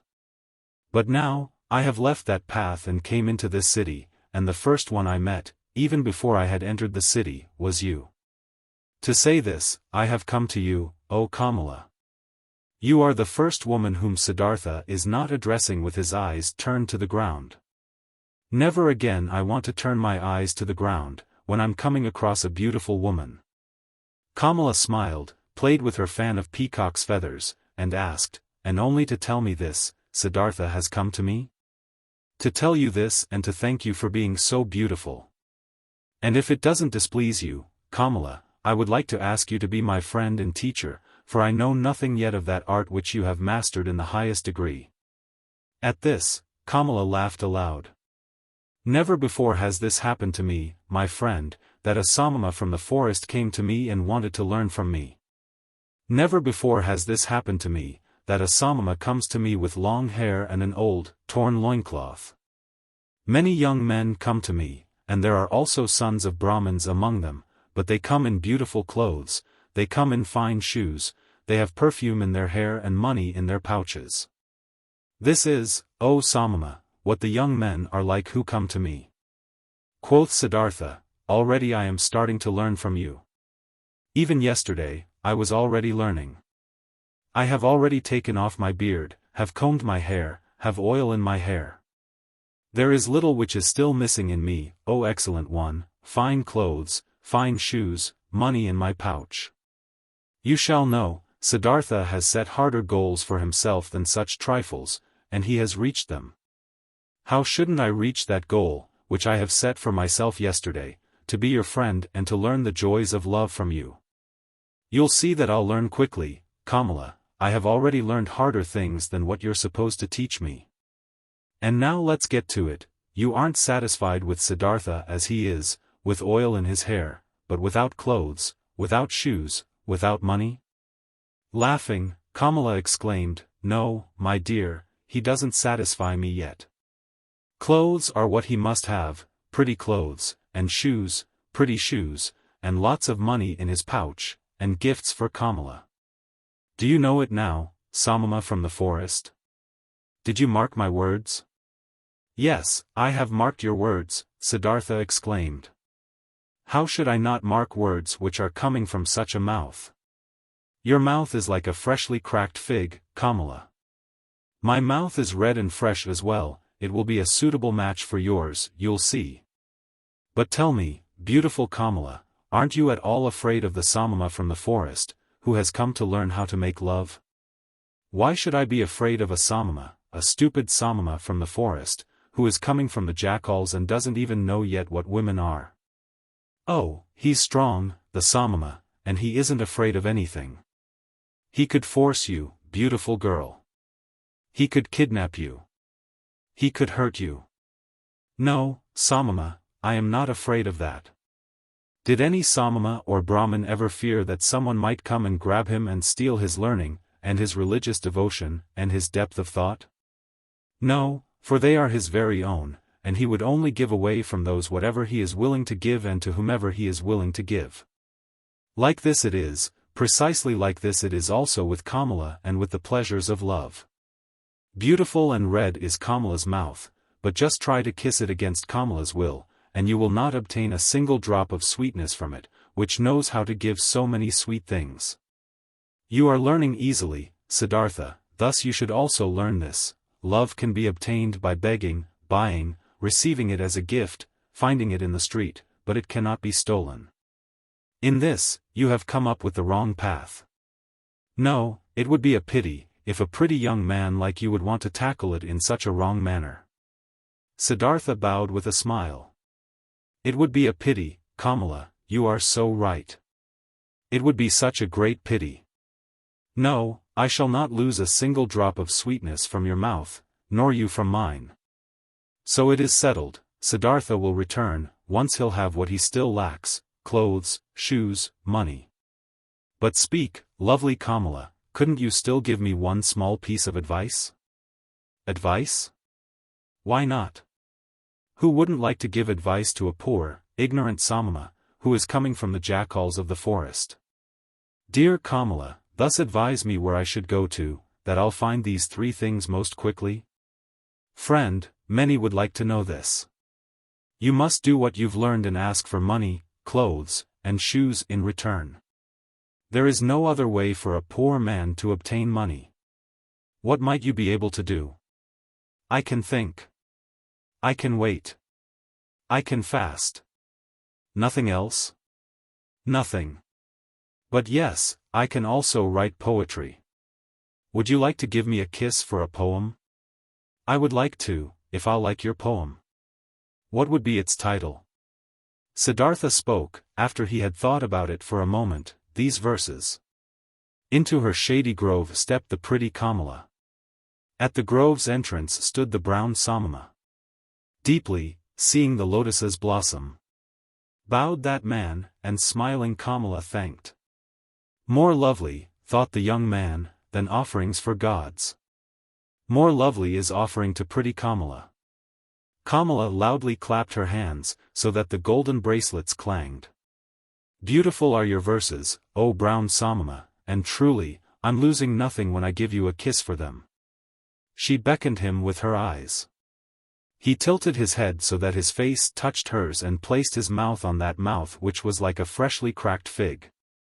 For a long time, Kamala kissed him, and with deep astonishment Siddhartha felt how she taught him, how wise she was, how she controlled him, rejected him, lured him. And how after this first one there was to be a long, a well-ordered, well-tested sequence of kisses, everyone different from the others, he was still to receive. Breathing deeply, he remained standing where he was, and was in this moment astonished like a child about the cornucopia of knowledge and things worth learning, which revealed itself before his eyes. Very beautiful are your verses, exclaimed Kamala, if I was rich, I would give you pieces of gold for them. But it will be difficult for you to earn thus much money with verses as you need. For you need a lot of money, if you want to be Kamala's friend. The way you're able to kiss, Kamala, stammered Siddhartha. Yes, this I am able to do, therefore I do not lack clothes, shoes, bracelets, and all beautiful things. But what will become of you? Aren't you able to do anything else but thinking, fasting, making poetry? I also know the sacrificial songs, said Siddhartha, but I do not want to sing them any more. I also know magic spells, but I do not want to speak them any more. I have read the scriptures. Stop, Kamala interrupted him. You're able to read? And write? Certainly, I can do this. Many people can do that. Most people can't. I also can't do it. It is very good that you're able to read and write, very good.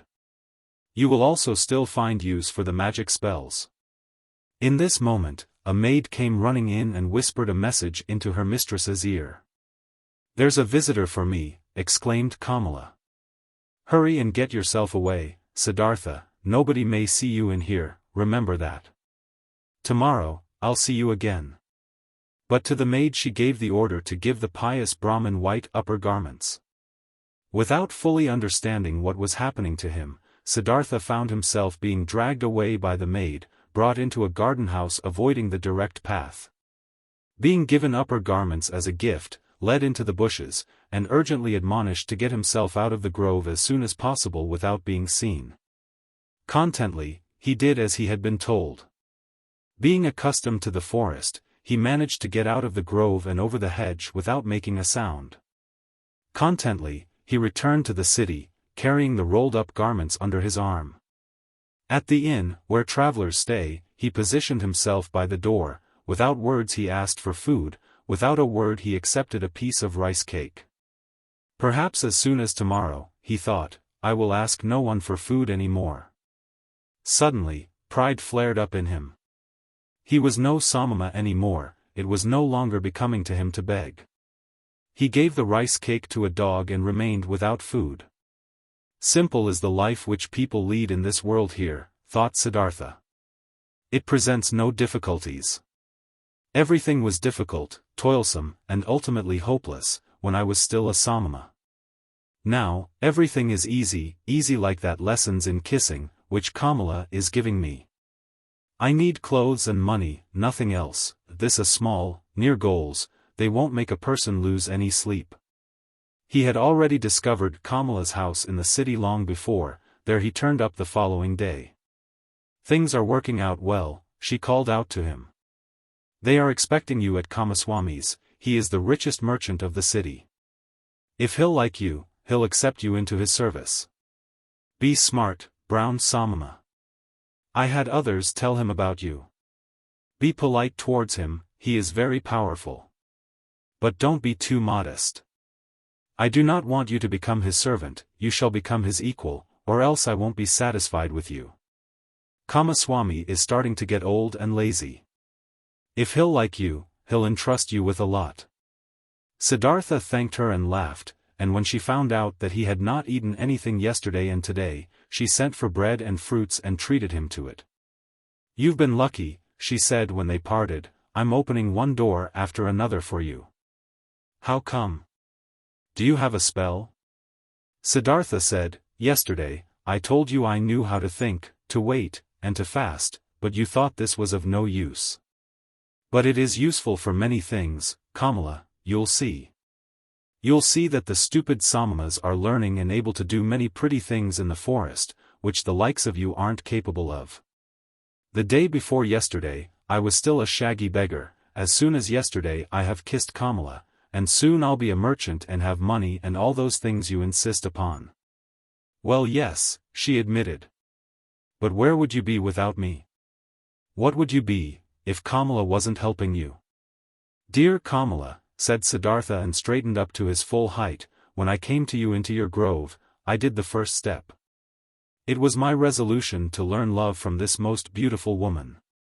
From that moment on, when I had made this resolution, I also knew that I would carry it out. I knew that you would help me. At your first glance at the entrance of the grove I already knew it. But what if I hadn't been willing? You were willing. Look, Kamala, when you throw a rock into the water, it will speed on the fastest course to the bottom of the water. This is how it is when Siddhartha has a goal, a resolution.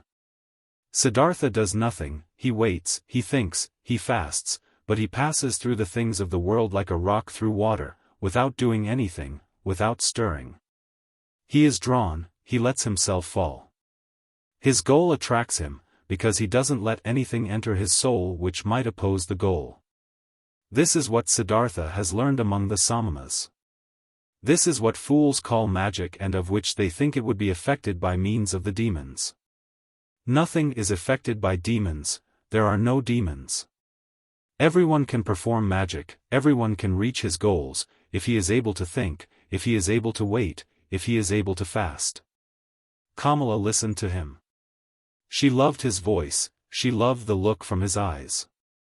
Perhaps it is so, she said quietly, as you say, friend.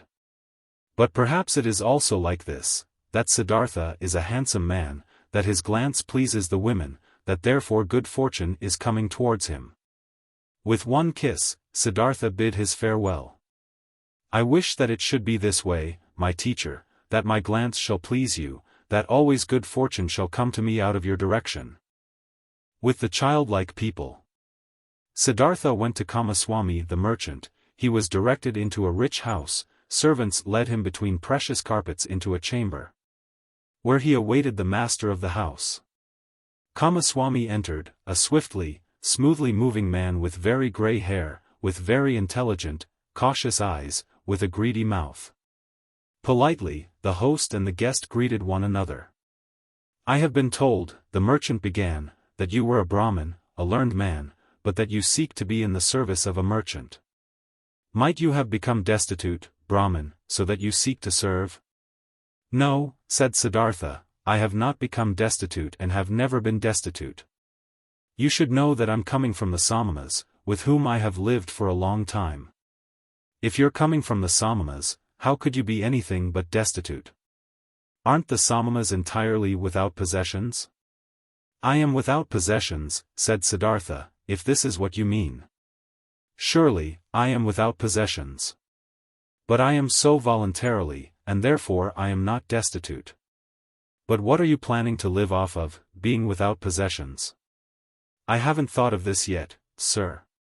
For more than 3 years, I have been without possessions, and have never thought about what I should live off of. So you've lived off the possessions of others. Presumably this is how it is. After all, a merchant also lives off what other people own. Well said. But he wouldn't take anything from another person for nothing, he would give his merchandise in return. So it seems to be indeed. Everyone takes, everyone gives, such is life. But if you don't mind me asking, being without possessions, what would you like to give? Everyone gives what he has. The warrior gives strength, the merchant gives merchandise, the teacher teachings, the farmer rice, the fisher fish.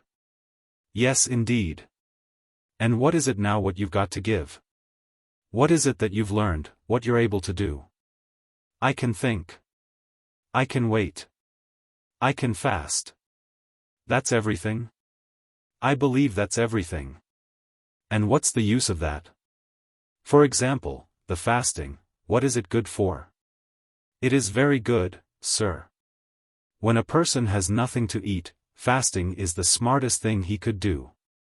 When, for example, Siddhartha hadn't learned to fast, he would have to accept any kind of service before that day is up, whether it may be with you or wherever. Because hunger would force him to do so. But like this, Siddhartha can wait calmly, he knows no impatience, he knows no emergency, for a long time he can allow hunger to besiege him and can laugh about it. This, sir, is what fasting is good for. You're right, Samama. Wait for a moment. Kamaswami left the room and returned with a scroll, which he handed to his guest while asking, "Can you read this?" Siddhartha looked at the scroll, on which a sales contract had been written down, and began to read out its contents. "Excellent," said Kamaswami. "And would you write something for me on this piece of paper?" He handed him a piece of paper and a pen, and Siddhartha wrote and returned the paper. Kamaswami read, "Writing is good, thinking is better. Being smart is good, being patient is better. It is excellent how you're able to write," the merchant praised him. "Many a thing we will still have to discuss with one another. For today, I'm asking you to be my guest and to live in this house." Siddhartha thanked him and accepted, and lived in the dealer's house from then on. Clothes were brought to him, and shoes, and every day a servant prepared a bath for him. Twice a day, a plentiful meal was served, but Siddhartha only ate once a day, and ate neither meat nor did he drink wine. Kamaswami told him about his trade, showed him the merchandise and storage rooms, showed him calculations. Siddhartha got to know many new things, he heard a lot and spoke little. And thinking of Kamala's words, he was never subservient to the merchant, forced him to treat him as an equal, yes, even more than an equal. Kamaswami conducted his business with care and often with passion, but Siddhartha looked upon all of this as if it was a game, the rules of which he tried hard to learn precisely, but the contents of which did not touch his heart. He was not in Kamaswami's house for long, when he already took part in his landlord's business. But daily, at the hour appointed by her, he visited beautiful Kamala, wearing pretty clothes, fine shoes, and soon he brought her gifts as well. Much he learned from her red, smart mouth. Much he learned from her tender, supple hand. Him, who was, regarding love, still a boy and had a tendency to plunge blindly and insatiably into lust like into a bottomless pit, him she taught, thoroughly starting with the basics. About that school of thought which teaches that pleasure cannot be taken without giving pleasure, and that every gesture, every caress, every touch, every look, every spot of the body, however small it was, had its secret, which would bring happiness to those who know about it and unleash it. She taught him that lovers must not part from one another after celebrating love, without one admiring the other, without being just as defeated as they have been victorious. So that with none of them should start feeling fed up or bored and get that evil feeling of having abused or having been abused. Wonderful hours he spent with the beautiful and smart artist, became her student, her lover, her friend. Here with Kamala was the worth and purpose of his present life, not with the business of Kamaswami. The merchant passed to duties of writing important letters and contracts on to him and got into the habit of discussing all important affairs with him. He soon saw that Siddhartha knew little about rice and wool, shipping and trade, but that he acted in a fortunate manner, and that Siddhartha surpassed him, the merchant, in calmness and equanimity, and in the art of listening and deeply understanding previously unknown people. This Brahmin, he said to a friend, is no proper merchant and will never be one. There is never any passion in his soul when he conducts our business. But he has that mysterious quality of those people to whom success comes all by itself, whether this may be a good star of his birth, magic, or something he has learned among Samanas. He always seems to be merely playing with our business affairs, they never fully become a part of him, they never rule over him, he is never afraid of failure, he is never upset by a loss. The friend advised the merchant, give him from the business he conducts for you a third of the profits, but let him also be liable for the same amount of the losses, when there is a loss. Then, he'll become more zealous. Kamaswami followed the advice. But Siddhartha cared little about this. When he made a profit, he accepted it with equanimity. When he made losses, he laughed and said, well, look at this, so this one turned out badly. It seemed indeed, as if he did not care about the business. At one time, he traveled to a village to buy a large harvest of rice there. But when he got there, the rice had already been sold to another merchant. Nevertheless, Siddhartha stayed for several days in that village, treated the farmers for a drink, gave copper coins to their children, joined in the celebration of a wedding, and returned extremely satisfied from his trip. Kamaswami held against him that he had not turned back right away, that he had wasted time and money. Siddhartha answered, stop scolding, dear friend. Nothing was ever achieved by scolding. If a loss has occurred, let me bear that loss. I am very satisfied with this trip. I have gotten to know many kinds of people, a Brahmin has become my friend, children have sat on my knees, farmers have shown me their fields, nobody knew that I was a merchant. That's all very nice, exclaimed Kamaswami indignantly, but in fact, you are a merchant after all, one ought to think. Or might you have only traveled for your amusement? Surely, Siddhartha laughed, surely I have traveled for my amusement.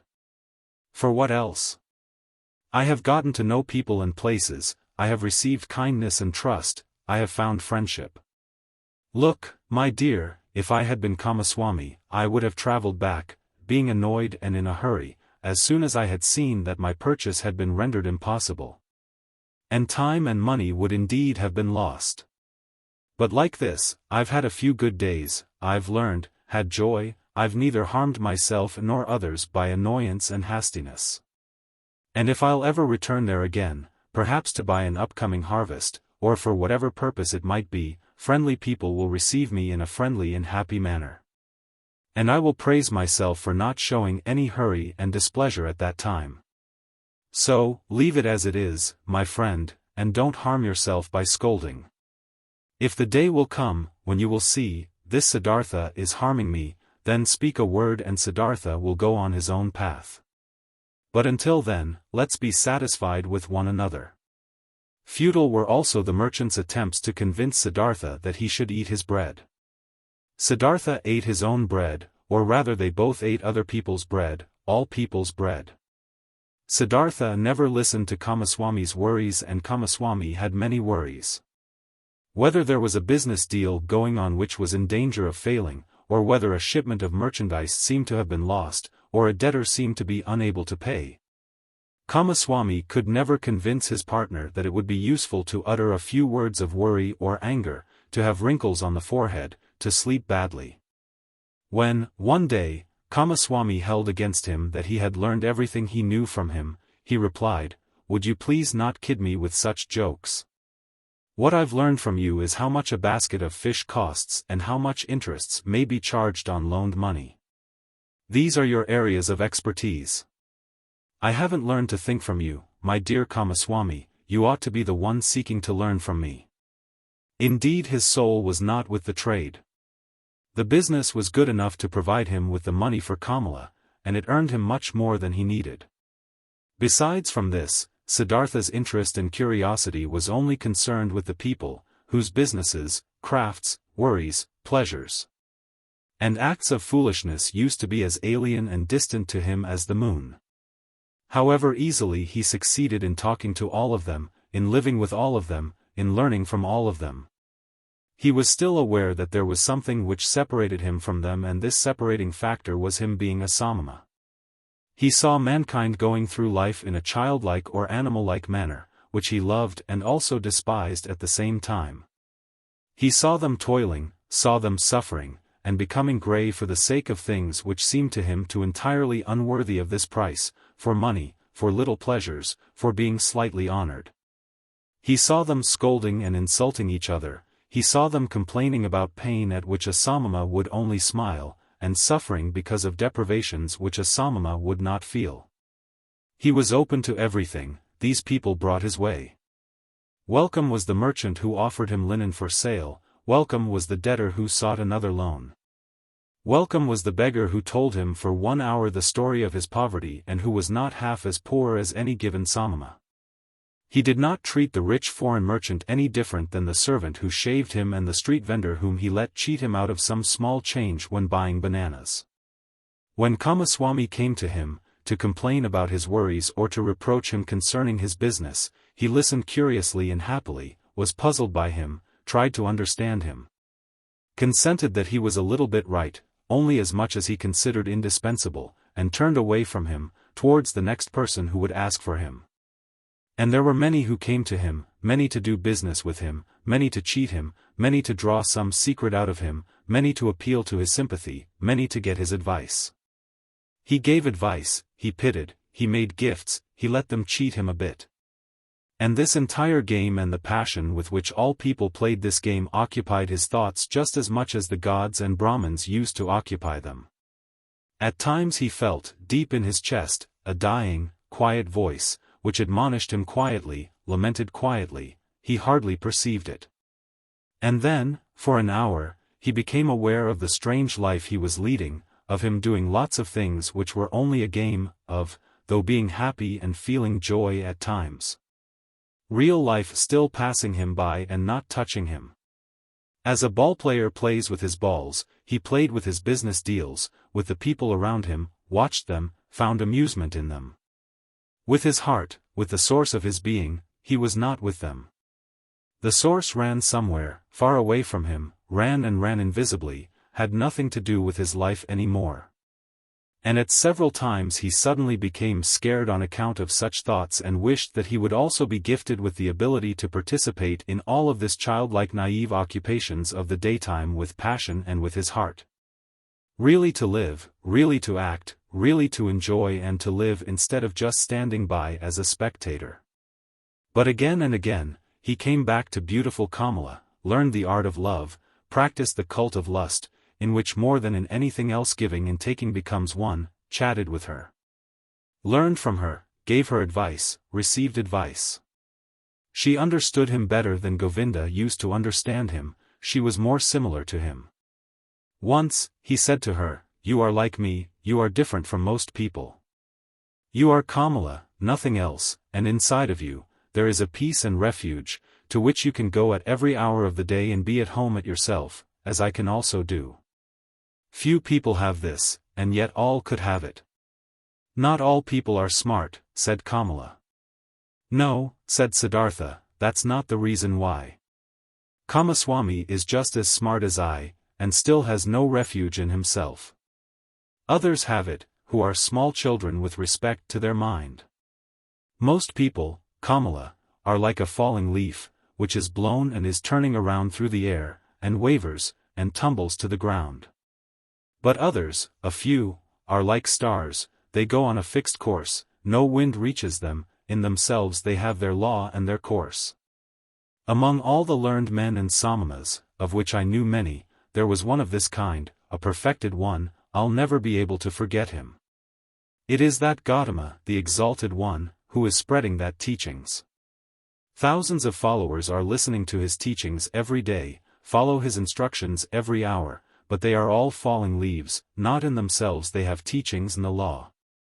Kamala looked at him with a smile.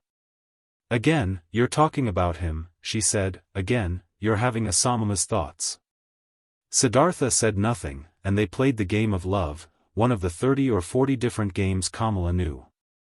Her body was flexible like that of a jaguar and like the bow of a hunter. He who had learned from her how to make love, was knowledgeable of many forms of lust, many secrets. For a long time she played with Siddhartha, enticed him, rejected him, forced him, embraced him, enjoyed his masterful skills, until he was defeated and rested exhausted by her side. The courtesan bent over him, took a long look at his face, at his eyes, which had grown tired. "You are the best lover," she said thoughtfully, "I ever saw. You're stronger than others, more supple, more willing. You've learned my art well, Siddhartha. At some time, when I'll be older, I'd want to bear your child. And yet, my dear, you've remained a Samana, and yet you do not love me, you love nobody. Isn't it so?" "It might very well be so," Siddhartha said tiredly. "I am like you. You also do not love, how else could you practice love as a craft? Perhaps people of our kind can't love. The childlike people can, that's their secret." Sansara. For a long time, Siddhartha had lived the life of the world and of lust, though without being a part of it. His senses, which he had killed off in hot years as a samana, had awoken again, he had tasted riches, had tasted lust, had tasted power. Nevertheless he had still remained in his heart for a long time a samana. Kamala, being smart, had realized this quite right. It was still the art of thinking, of waiting, of fasting, which guided his life. Still the people of the world, the childlike people, had remained alien to him as he was alien to them. Years passed by, surrounded by the good life, Siddhartha hardly felt them fading away. He had become rich, for quite a while he possessed a house of his own and his own servants, and a garden before the city by the river. The people liked him, they came to him whenever they needed money or advice, but there was nobody close to him, except Kamala. That high, bright state of being awake, which he had experienced that one time at the height of his youth, in those days after Gotama's sermon, after the separation from Govinda. That tense expectation, that proud state of standing alone without teachings and without teachers, that supple willingness to listen to the divine voice in his own heart, had slowly become a memory. Had been fleeting. Distant and quiet, the holy source murmured, which used to be near, which used to murmur within himself. Nevertheless, many things he had learned from the Samanas, he had learned from Gotama, he had learned from his father the Brahmin, had remained within him for a long time afterwards: moderate living, joy of thinking, hours of meditation, secret knowledge of the self, of his eternal entity, which is neither body nor consciousness. Many a part of this he still had, but one part after another had been submerged and had gathered dust.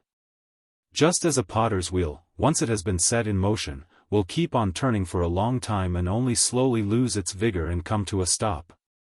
Thus Siddhartha's soul had kept on turning the wheel of asceticism, the wheel of thinking, the wheel of differentiation for a long time, still turning. But it turned slowly and hesitantly and was close to coming to a standstill. Slowly, like humidity entering the dying stem of a tree, filling it slowly and making it rot, the world and sloth had entered Siddhartha's soul. Slowly it filled his soul, made it heavy, made it tired, put it to sleep. On the other hand, his senses had become alive, there was much they had learned, much they had experienced.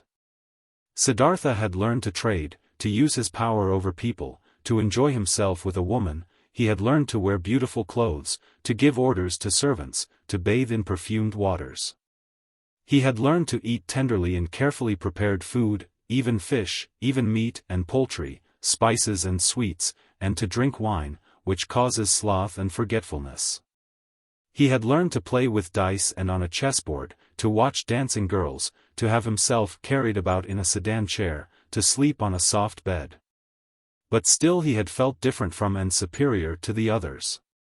Always he had watched them with some mockery, some mocking disdain, with the same disdain which a Samana constantly feels for the people of the world. When Kamaswami was ailing, when he was annoyed, when he felt insulted, when he was vexed by his worries as a merchant, Siddhartha had always watched it with mockery. Just slowly and imperceptibly, as the harvest seasons and rainy seasons passed by, his mockery had become more tired, his superiority had become more quiet. Just slowly, among his growing riches, Siddhartha had assumed something of the childlike people's ways for himself, something of their childlikeness and of their fearfulness. And yet, he envied them just the more similar he became to them. He envied them for the one thing that was missing from him and that they had, the importance they were able to attach to their lives, the amount of passion in their joys and fears. The fearful but sweet happiness of being constantly in love. These people were all of the time in love with themselves, with women, with their children, with honors or money, with plans or hopes. But he did not learn this from them, this out of all things, this joy of a child and this foolishness of a child. He learned from them out of all things the unpleasant ones, which he himself despised. It happened more and more often that, in the morning after having had company the night before, he stayed in bed for a long time, felt unable to think and tired. It happened that he became angry and impatient, when Kamaswami bored him with his worries. It happened that he laughed just too loud, when he lost a game of dice. His face was still smarter and more spiritual than others, but it rarely laughed, and assumed, one after another, those features which are so often found in the faces of rich people. Those features of discontent, of sickliness, of ill humor, of sloth, of a lack of love. Slowly the disease of the soul, which rich people have, grabbed hold of him. Like a veil, like a thin mist, tiredness came over Siddhartha, slowly, getting a bit denser every day, a bit murkier every month, a bit heavier every year. As a new dress becomes old in time, loses its beautiful color in time, gets stains, gets wrinkles, gets worn off at the seams, and starts to show threadbare spots here and there. Thus Siddhartha's new life, which he had started after his separation from Govinda, had grown old, lost color and splendor as the years passed by, was gathering wrinkles and stains. And hidden at bottom, already showing its ugliness here and there, disappointment and disgust were waiting. Siddhartha did not notice it. He only noticed that this bright and reliable voice inside of him, which had awoken in him at that time and had ever guided him in his best times, had become silent. He had been captured by the world, by lust, covetousness, sloth, and finally also by that vice which he had used to despise and mock the most as the most foolish one of all vices, greed. Property, possessions, and riches also had finally captured him. They were no longer a game and trifles to him, had become a shackle and a burden. On a strange and devious way, Siddhartha had gotten into this final and most base of all dependencies, by means of the game of dice. It was since that time, when he had stopped being a Samana in his heart, that Siddhartha began to play the game for money and precious things, which he at other times only joined with a smile and casually as a custom of the childlike people, with an increasing rage and passion. He was a feared gambler, few dared to take him on, so high and audacious were his stakes. He played the game due to a pain of his heart, losing and wasting his wretched money in the game brought him an angry joy, in no other way he could demonstrate his disdain for wealth. The merchant's false god, more clearly and more mockingly. Thus he gambled with high stakes and mercilessly, hating himself, mocking himself, won thousands, threw away thousands, lost money, lost jewelry, lost a house in the country, won again, lost again. That fear, that terrible and petrifying fear, which he felt while he was rolling the dice, while he was worried about losing high stakes, that fear he loved and sought to always renew it. Always increase it, always get it to a slightly higher level, for in this feeling alone he still felt something like happiness, something like an intoxication. Something like an elevated form of life in the midst of his saturated, lukewarm, dull life. And after each big loss, his mind was set on new riches, pursued the trade more zealously, forced his debtors more strictly to pay, because he wanted to continue gambling. He wanted to continue squandering, continue demonstrating his disdain of wealth. Siddhartha lost his calmness when losses occurred, lost his patience when he was not paid on time, lost his kindness towards beggars. Lost his disposition for giving away and loaning money to those who petitioned him. He, who gambled away tens of thousands at one roll of the dice and laughed at it, became more strict and more petty in his business, occasionally dreaming at night about money. And whenever he woke up from this ugly spell, whenever he found his face in the mirror at the bedroom's wall to have aged and become more ugly, whenever embarrassment and disgust came over him, he continued fleeing into a new game, fleeing into a numbing of his mind brought on by sex, by wine, and from there he fled back into the urge to pile up and obtain possessions. In this pointless cycle he ran, growing tired, growing old, growing ill. Then the time came when a dream warned him.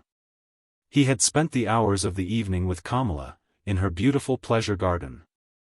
They had been sitting under the trees, talking, and Kamala had said thoughtful words, words behind which a sadness and tiredness lay hidden. She had asked him to tell her about Gotama, and could not hear enough of him, how clear his eyes, how still and beautiful his mouth, how kind his smile, how peaceful his walk had been. For a long time, he had to tell her about the exalted Buddha, and Kamala had sighed and had said, "One day, perhaps soon, I'll also follow that Buddha. I'll give him my pleasure garden for a gift and take my refuge in his teachings." But after this, she had aroused him, and had tied him to her in the act of making love with painful fervor, biting and in tears, as if, once more, she wanted to squeeze the last sweet drop out of this vain, fleeting pleasure. Never before, it had become so strangely clear to Siddhartha, how closely lust was akin to death. Then he had lain by her side, and Kamala's face had been close to him, and under her eyes and next to the corners of her mouth he had, as clearly as never before, read a fearful inscription. An inscription of small lines, of slight grooves, an inscription reminiscent of autumn and old age, just as Siddhartha himself, who was only in his 40s, had already noticed, here and there, gray hairs among his black ones. Tiredness was written on Kamala's beautiful face, tiredness from walking a long path, which has no happy destination, tiredness and the beginning of withering, and concealed, still unsaid. Perhaps not even conscious anxiety, fear of old age, fear of the autumn, fear of having to die. With a sigh, he had bid his farewell to her, the soul full of reluctance, and full of concealed anxiety. Then, Siddhartha had spent the night in his house with dancing girls and wine, had acted as if he was superior to them towards the fellow members of his caste, though this was no longer true. Had drunk much wine and gone to bed a long time after midnight, being tired and yet excited, close to weeping in despair, and had for a long time sought to sleep in vain. His heart full of misery which he thought he could not bear any longer, full of a disgust which he felt penetrating his entire body like the lukewarm, repulsive taste of the wine, the just too sweet, dull music, the just too soft smile of the dancing girls, the just too sweet scent of their hair and breasts. But more than by anything else, he was disgusted by himself, by his perfumed hair, by the smell of wine from his mouth, by the flabby tiredness and listlessness of his skin. Like when someone, who has eaten and drunk far too much, vomits it back up again with agonizing pain and is nevertheless glad about the relief. Thus this sleepless man wished to free himself of these pleasures, these habits, and all of this pointless life and himself, in an immense burst of disgust. Not until the light of the morning and the beginning of the first activities in the street before his city house, he had slightly fallen asleep, had found for a few moments a half-unconsciousness. A hint of sleep. In those moments, he had a dream. Kamala owned a small, rare singing bird in a golden cage. Of this bird he dreamt. He dreamt, this bird had become mute, who at other times always used to sing in the morning, and since this arose his attention, he stepped in front of the cage and looked inside. There the small bird was dead and lay stiff on the ground. He took it out, weighed it for a moment in his hand, and then threw it away, out in the street, and in the same moment, he felt terribly shocked, and his heart hurt. As if he had thrown away from himself all value and everything good by throwing out this dead bird. Starting up from this dream, he felt encompassed by a deep sadness. Worthless, so it seemed to him, worthless and pointless was the way he had been going through life. Nothing which was alive, nothing which was in some way delicious or worth keeping he had left in his hands. Alone he stood there and empty like a castaway on the shore. With a gloomy mind, Siddhartha went to the pleasure garden he owned, locked the gate, sat down under a mango tree, felt death in his heart and horror in his chest. Sat and sensed how everything died in him, withered in him, came to an end in him. By and by, he gathered his thoughts, and in his mind, he once again went the entire path of his life, starting with the first days he could remember. When was there ever a time when he had experienced happiness, felt a true bliss?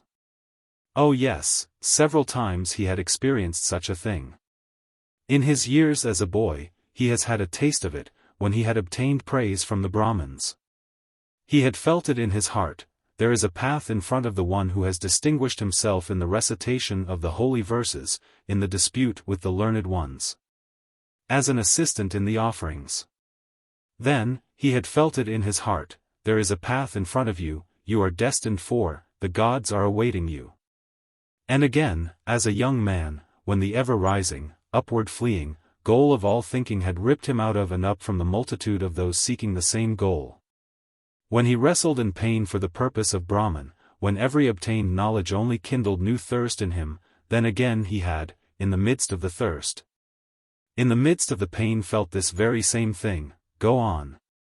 Go on. You are called upon. He had heard this voice when he had left his home and had chosen the life of a Samana, and again when he had gone away from the Samanas to that perfected one.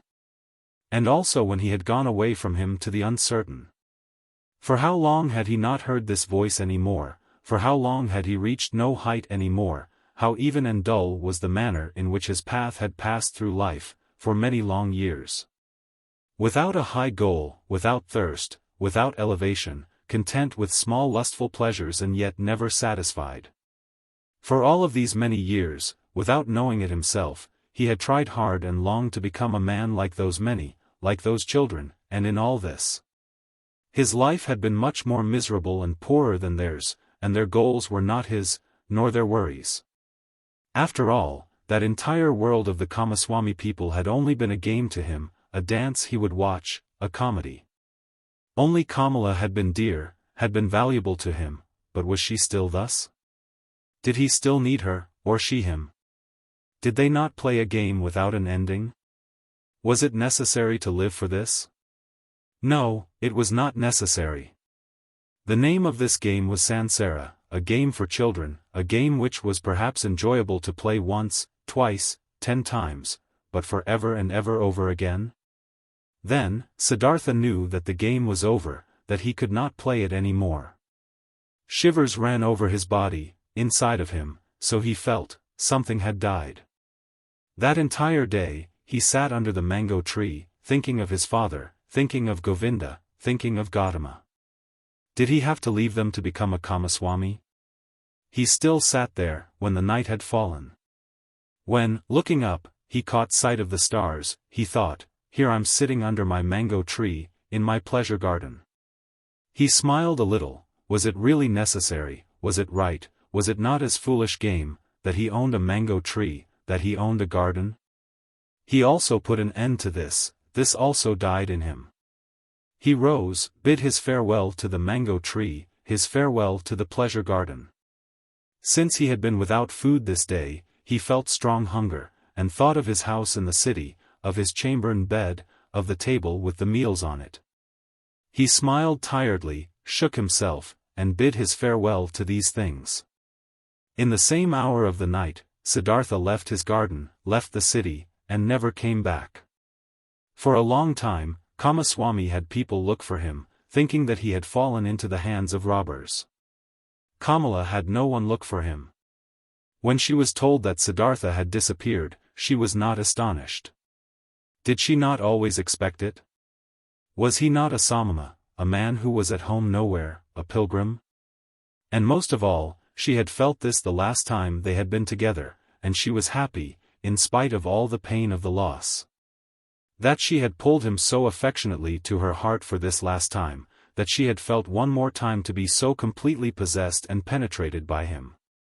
When she received the first news of Siddhartha's disappearance, she went to the window, where she held a rare singing bird captive in a golden cage. She opened the door of the cage, took the bird out and let it fly. For a long time, she gazed after it, the flying bird. From this day on, she received no more visitors and kept her house locked. But after some time, she became aware that she was pregnant from the last time she was together with Siddhartha. By the river.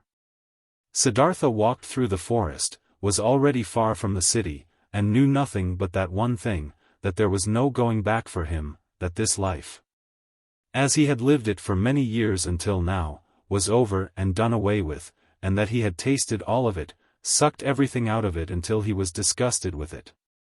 Dead was the singing bird he had dreamt of. Dead was the bird in his heart.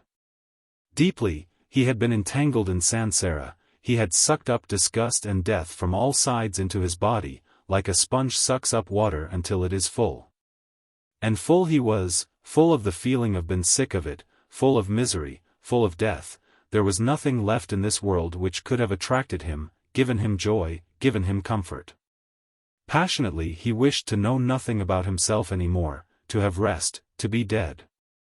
If there only was a lightning bolt to strike him dead.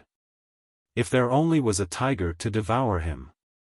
If there only was a wine, a poison which would numb his senses, bring him forgetfulness and sleep, and no awakening from that.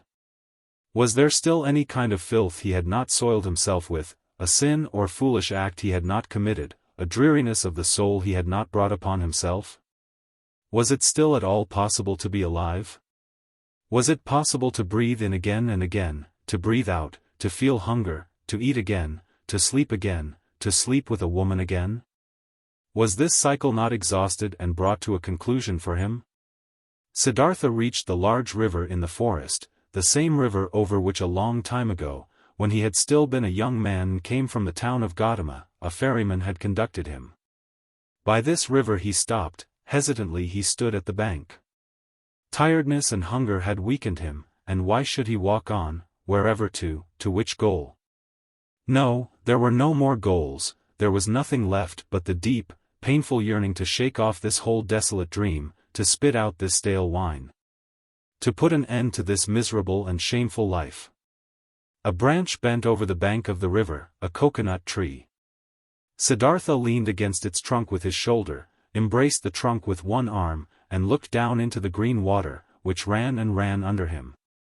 Looked down and found himself to be entirely filled with the wish to let go and to drown in these waters. A frightening emptiness was reflected back at him by the water, answering to the terrible emptiness in his soul. Yes, he had reached the end. There was nothing left for him, except to annihilate himself, except to smash the failure into which he had shaped his life, to throw it away, before the feet of mockingly laughing gods. This was the great vomiting he had longed for, death, the smashing to bits of the form he hated. Let him be food for fishes, this dog Siddhartha, this lunatic, this depraved and rotten body, this weakened and abused soul. Let him be food for fishes and crocodiles, let him be chopped to bits by the demons. With a distorted face, he stared into the water, saw the reflection of his face and spit at it. In deep tiredness, he took his arm away from the trunk of the tree and turned a bit, in order to let himself fall straight down, in order to finally drown. With his eyes closed, he slipped towards death. Then, out of remote areas of his soul, out of pastimes of his now weary life, a sound stirred up. It was a word, a syllable, which he, without thinking, with a slurred voice, spoke to himself, the old word which is the beginning and the end of all prayers of the Brahmins, the holy Om. Which roughly means that what is perfect or the completion. And in the moment when the sound of Om touched Siddhartha's ear, his dormant spirit suddenly woke up and realized the foolishness of his actions. Siddhartha was deeply shocked. So this was how things were with him, so doomed was he, so much he had lost his way and was forsaken by all knowledge, that he had been able to seek death, that this wish of a child, had been able to grow in him, to find rest by annihilating his body. What all agony of these recent times, all sobering realizations, all desperation had not brought about, this was brought on by this moment. When the Om entered his consciousness, he became aware of himself in his misery and in his error. Om. He spoke to himself, Om. And again he knew about Brahman, knew about the indestructibility of life, knew about all that is divine, which he had forgotten. But this was only a moment, flash. By the foot of the coconut tree, Siddhartha collapsed, struck down by tiredness, mumbling Om, placed his head on the root of the tree and fell into a deep sleep. Deep was his sleep and without dreams, for a long time he had not known such a sleep any more. When he woke up after many hours, he felt as if 10 years had passed. He heard the water quietly flowing, did not know where he was and who had brought him here, opened his eyes. Saw with astonishment that there were trees and the sky above him, and he remembered where he was and how he got here. But it took him a long while for this, and the past seemed to him as if it had been covered by a veil, infinitely distant, infinitely far away, infinitely meaningless. He only knew that his previous life, in the first moment when he thought about it, this past life seemed to him like a very old, previous incarnation. Like an early pre-birth of his present self, that his previous life had been abandoned by him, that, full of disgust and wretchedness, he had even intended to throw his life away.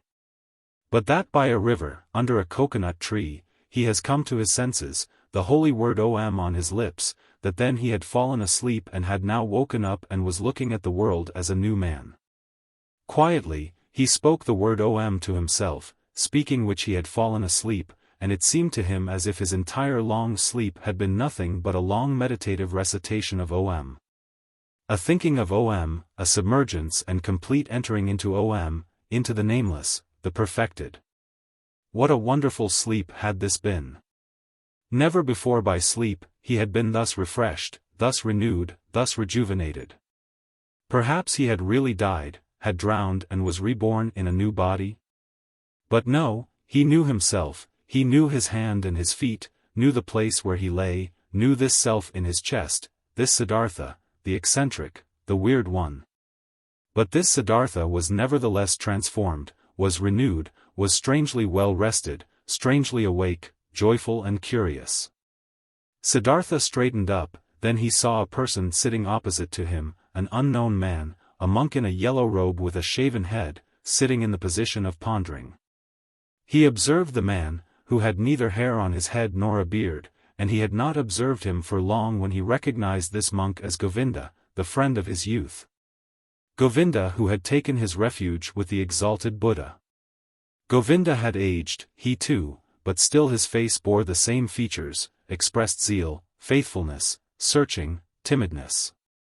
But when Govinda, sensing his gaze, opened his eyes and looked at him, Siddhartha saw that Govinda did not recognize him.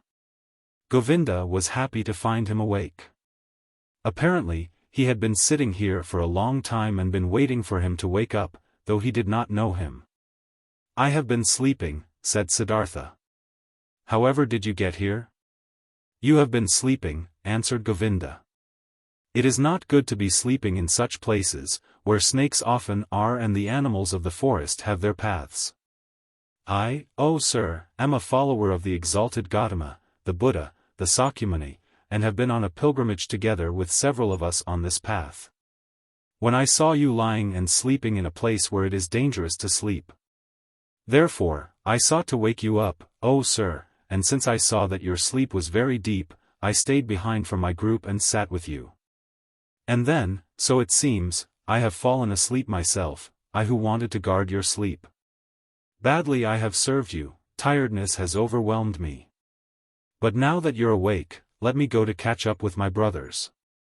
"I thank you, Samana, for watching out over my sleep," spoke Siddhartha. "You're friendly, you followers of the Exalted One. Now you may go then." "I'm going, sir." "May you, sir, always be in good health." "I thank you, Samana." Govinda made the gesture of a salutation and said, "Farewell." "Farewell, Govinda," said Siddhartha. The monk stopped.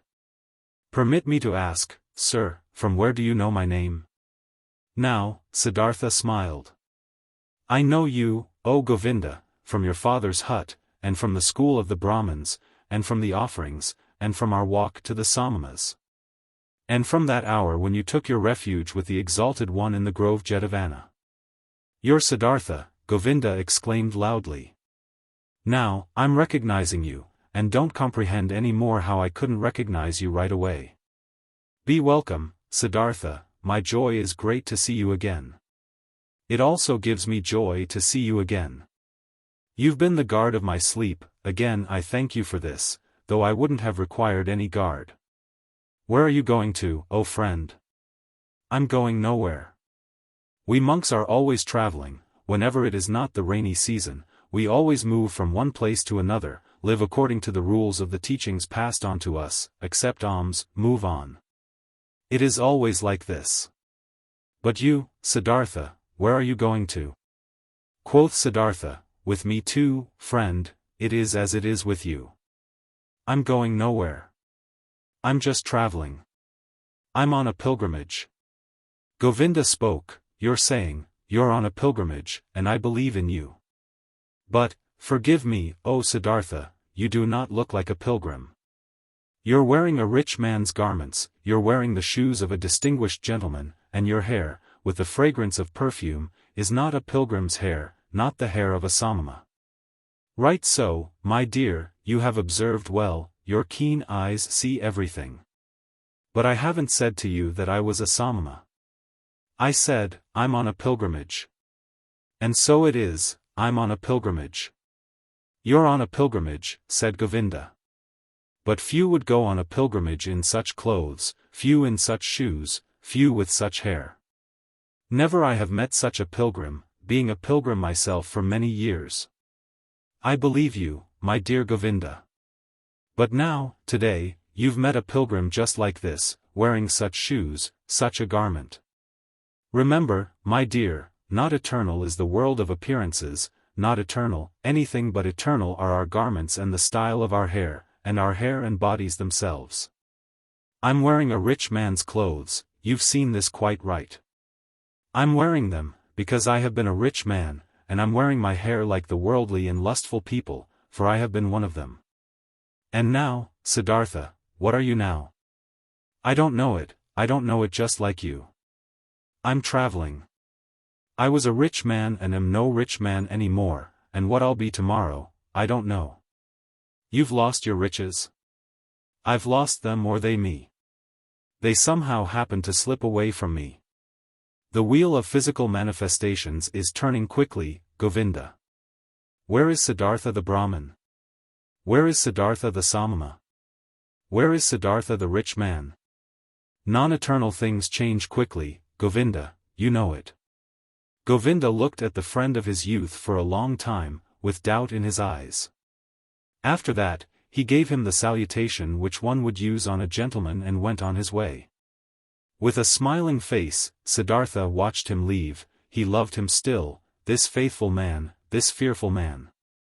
And how could he not have loved everybody and everything in this moment, in the glorious hour after his wonderful sleep, filled with Om. The enchantment, which had happened inside of him in his sleep and by means of the Om, was this very thing that he loved everything, that he was full of joyful love for everything he saw. And it was this very thing, so it seemed to him now, which had been his sickness before, that he was not able to love anybody or anything.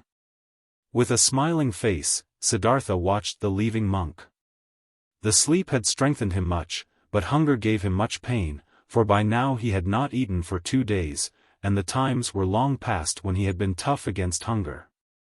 With sadness, and yet also with a smile, he thought of that time. In those days, so he remembered, he had boasted of 3 things to Kamala, had been able to do 3 noble and undefeatable feats, fasting, waiting, thinking. These had been his possession, his power and strength, his solid staff. In the busy, laborious years of his youth, he had learned these 3 feats, nothing else. And now, they had abandoned him, none of them was his any more, neither fasting, nor waiting, nor thinking. For the most wretched things, he had given them up, for what fades most quickly, for sensual lust, for the good life, for riches. His life had indeed been strange. And now, so it seemed, now he had really become a childlike person. Siddhartha thought about his situation. Thinking was hard on him, he did not really feel like it, but he forced himself. Now, he thought, since all these most easily perishing things have slipped from me again, now I'm standing here under the sun again just as I have been standing here a little child, nothing is mine. I have no abilities, there is nothing I could bring about, I have learned nothing. how wondrous is this! Now, that I'm no longer young, that my hair is already half gray, that my strength is fading, now I'm starting again at the beginning and as a child. Again, he had to smile. Yes, his fate had been strange. Things were going downhill with him, and now he was again facing the world void and naked and stupid. But he could not feel sad about this, no, he even felt a great urge to laugh about himself, to laugh about this strange, foolish world. Things are going downhill with you, he said to himself, and laughed about it, and as he was saying it, he happened to glance at the river, and he also saw the river going downhill, always moving on downhill. And singing and being happy through it all. He liked this well, kindly he smiled at the river. Was this not the river in which he had intended to drown himself, in past times, 100 years ago, or had he dreamed this? Wondrous indeed was my life, so he thought, wondrous detours it has taken. As a boy, I had only to do with gods and offerings. As a youth, I had only to do with asceticism, with thinking and meditation, was searching for Brahman, worshipped the eternal in the Atman.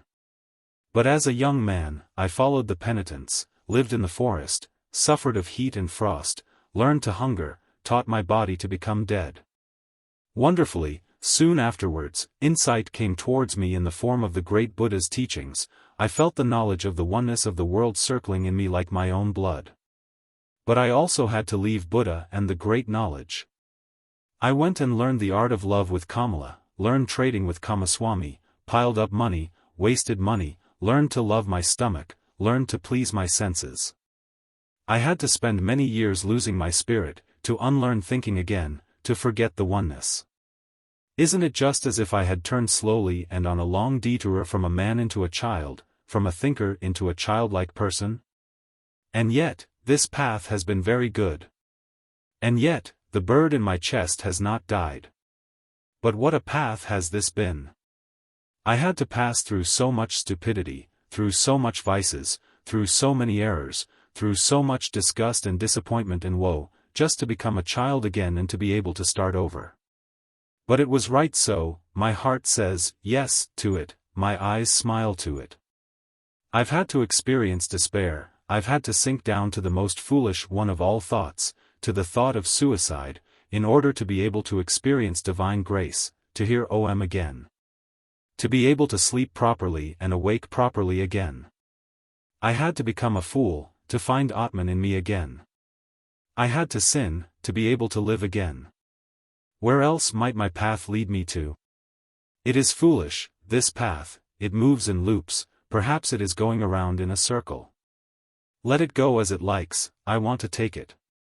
Wonderfully, he felt joy rolling like waves in his chest. Wherever from, he asked his heart, wherefrom did you get this happiness? Might it come from that long, good sleep, which has done me so good? Or from the word Om, which I said? Or from the fact that I have escaped, that I have completely fled, that I am finally free again and am standing like a child under the sky? Oh, how good is it to have fled, to have become free! How clean and beautiful is the air here, how good to breathe! There, where I ran away from, there everything smelled of ointments, of spices, of wine, of excess, of sloth. How did I hate this world of the rich, of those who revel in fine food, of the gamblers? How did I hate myself for staying in this terrible world for so long? How did I hate myself, have deprived, poisoned, tortured myself, have made myself old and evil? No, never again I will, as I used to like doing so much, delude myself into thinking that Siddhartha was wise.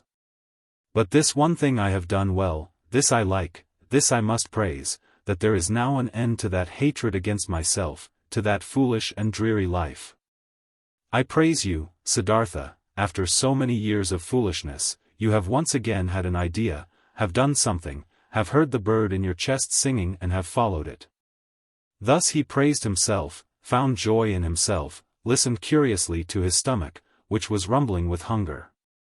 He had now, so he felt, in these recent times and days, completely tasted and spit out, devoured up to the point of desperation and death, a piece of suffering, a piece of misery.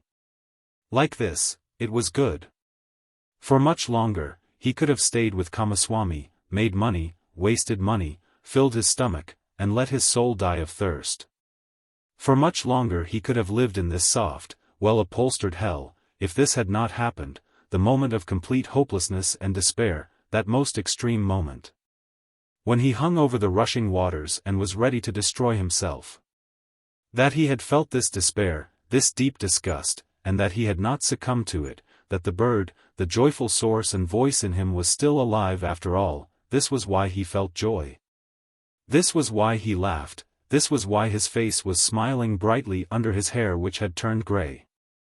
It is good, he thought, to get a taste of everything for oneself, which one needs to know. That lust for the world and riches do not belong to the good things, I have already learned as a child. I have known it for a long time, but I have experienced only now. And now I know it, don't just know it in my memory, but in my eyes, in my heart, in my stomach. Good for me, to know this. For a long time, he pondered his transformation, listened to the bird, as it sang for joy. Had not this bird died in him, had he not felt its death?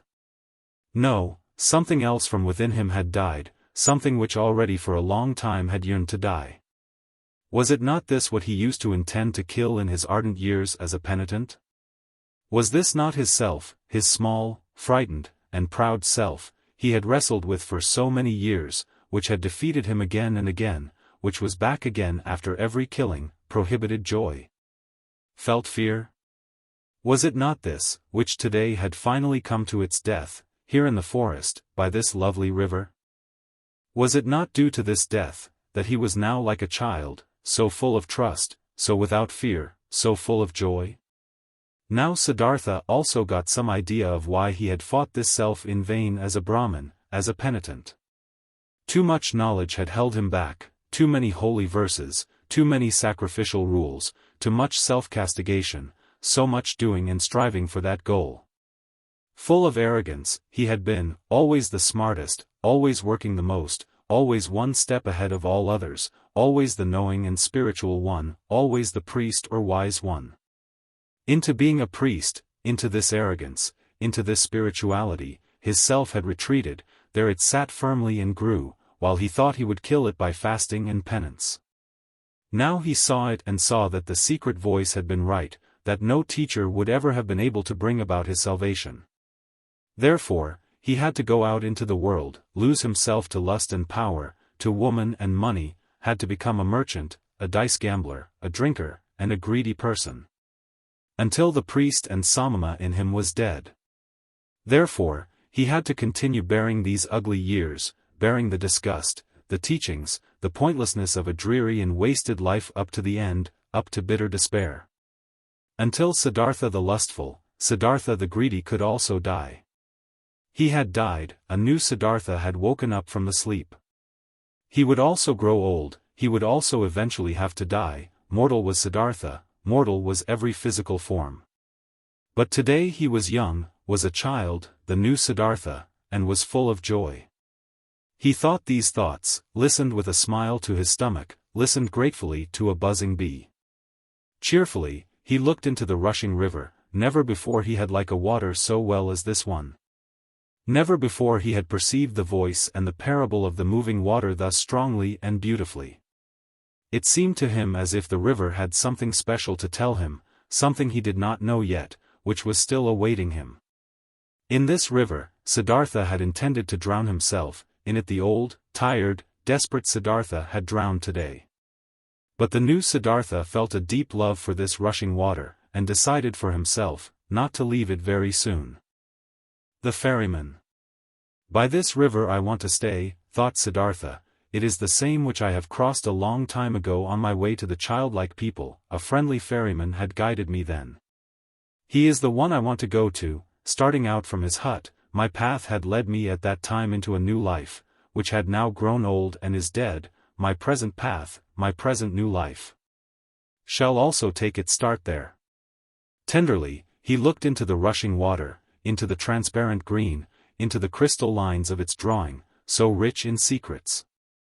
Bright pearls he saw rising from the deep, quiet bubbles of air floating on the reflecting surface, the blue of the sky being depicted in it.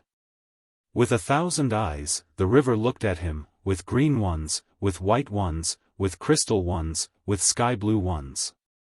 How did he love this water, how did it delight him, how grateful was he to it. In his heart he heard the voice talking, which was newly awaking, and it told him, love this water. Stay near it. Learn from it. Oh yes, he wanted to learn from it, he wanted to listen to it. He who would understand this water and its secrets, so it seemed to him, would also understand many other things, many secrets, all secrets. But out of all secrets of the river, he today only saw one, this one touched his soul. He saw, this water ran and ran, incessantly it ran, and was nevertheless always there, was always at all times the same and yet new in every moment. Great be he who would grasp this, understand this. He understood and grasped it not, only felt some idea of it stirring, a distant memory, divine voices. Siddhartha rose, the workings of hunger in his body became unbearable. In a daze he walked on, up the path by the bank, upriver, listened to the current, listened to the rumbling hunger in his body. When he reached the ferry, the boat was just ready, and the same ferryman who had once transported the young Samana across the river, stood in the boat. Siddhartha recognized him. He had also aged very much. Would you like to ferry me over? He asked. The ferryman, being astonished to see such an elegant man walking along and on foot, took him into his boat and pushed it off the bank. It's a beautiful life you have chosen for yourself, the passenger spoke. It must be beautiful to live by this water every day and to cruise on it. With a smile, the man at the oar moved from side to side. It is beautiful, sir, it is as you say. But isn't every life, isn't every work beautiful? This may be true. But I envy you for yours. Ah, you would soon stop enjoying it. This is nothing for people wearing fine clothes. Siddhartha laughed. Once before, I have been looked upon today because of my clothes, I have been looked upon with distrust. Wouldn't you, ferryman, like to accept these clothes, which are a nuisance to me, from me? For you must know, I have no money to pay your fare. You're joking, sir, the ferryman laughed. I'm not joking, friend. Behold, once before you have ferried me across this water in your boat for the immaterial reward of a good deed. Thus, do it today as well, and accept my clothes for it. And do you, sir, intend to continue traveling without clothes? Ah, most of all I wouldn't want to continue traveling at all. Most of all I would like you, ferryman, to give me an old loincloth and keep me with you as your assistant, or rather as your trainee, for I'll have to learn first how to handle the boat. For a long time, the ferryman looked at the stranger, searching. Now I recognize you, he finally said. At one time, you've slept in my hut. This was a long time ago, possibly more than 20 years ago, and you've been ferried across the river by me, and we parted like good friends. Haven't you been a Samana? I can't think of your name any more. My name is Siddhartha, and I was a Samana, when you've last seen me. So be welcome, Siddhartha. My name is Vasudeva. You will, so I hope, be my guest today as well and sleep in my hut, and tell me, where you're coming from and why these beautiful clothes are such a nuisance to you. They had reached the middle of the river, and Vasudeva pushed the oar with more strength, in order to overcome the current. He worked calmly, his eyes fixed in on the front of the boat, with brawny arms. Siddhartha sat and watched him, and remembered, how once before, on that last day of his time as a Samana, love for this man had stirred in his heart. Gratefully, he accepted Vasudeva's invitation. When they had reached the bank, he helped him to tie the boat to the stakes.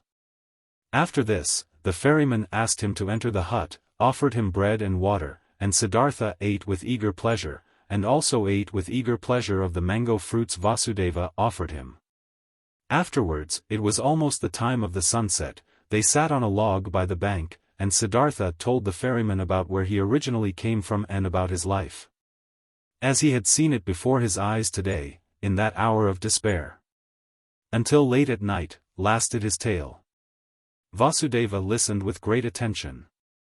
Listening carefully, he let everything enter his mind, birthplace and childhood, all that learning, all that searching, all joy, all distress.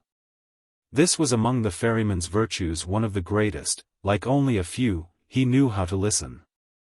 Without him having spoken a word, the speaker sensed how Vasudeva let his words enter his mind, quiet, open, waiting, how he did not lose a single one, awaited not a single one with impatience.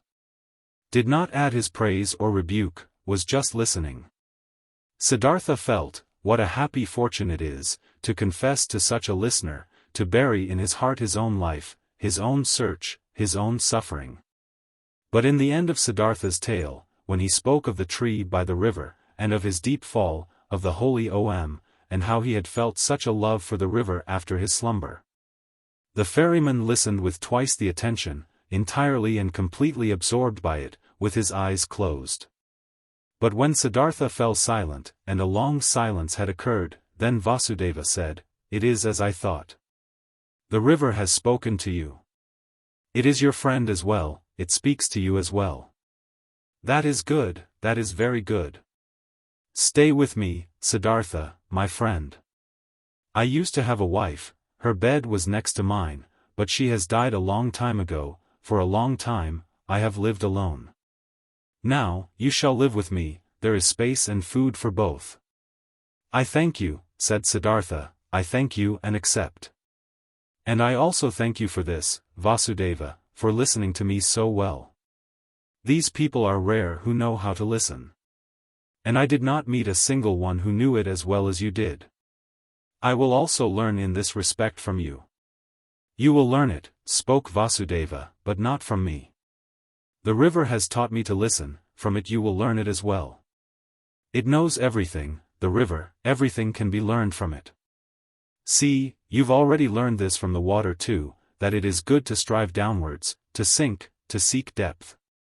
The rich and elegant Siddhartha is becoming an oarsman's servant, the learned Brahmin Siddhartha becomes a ferryman, this has also been told to you by the river.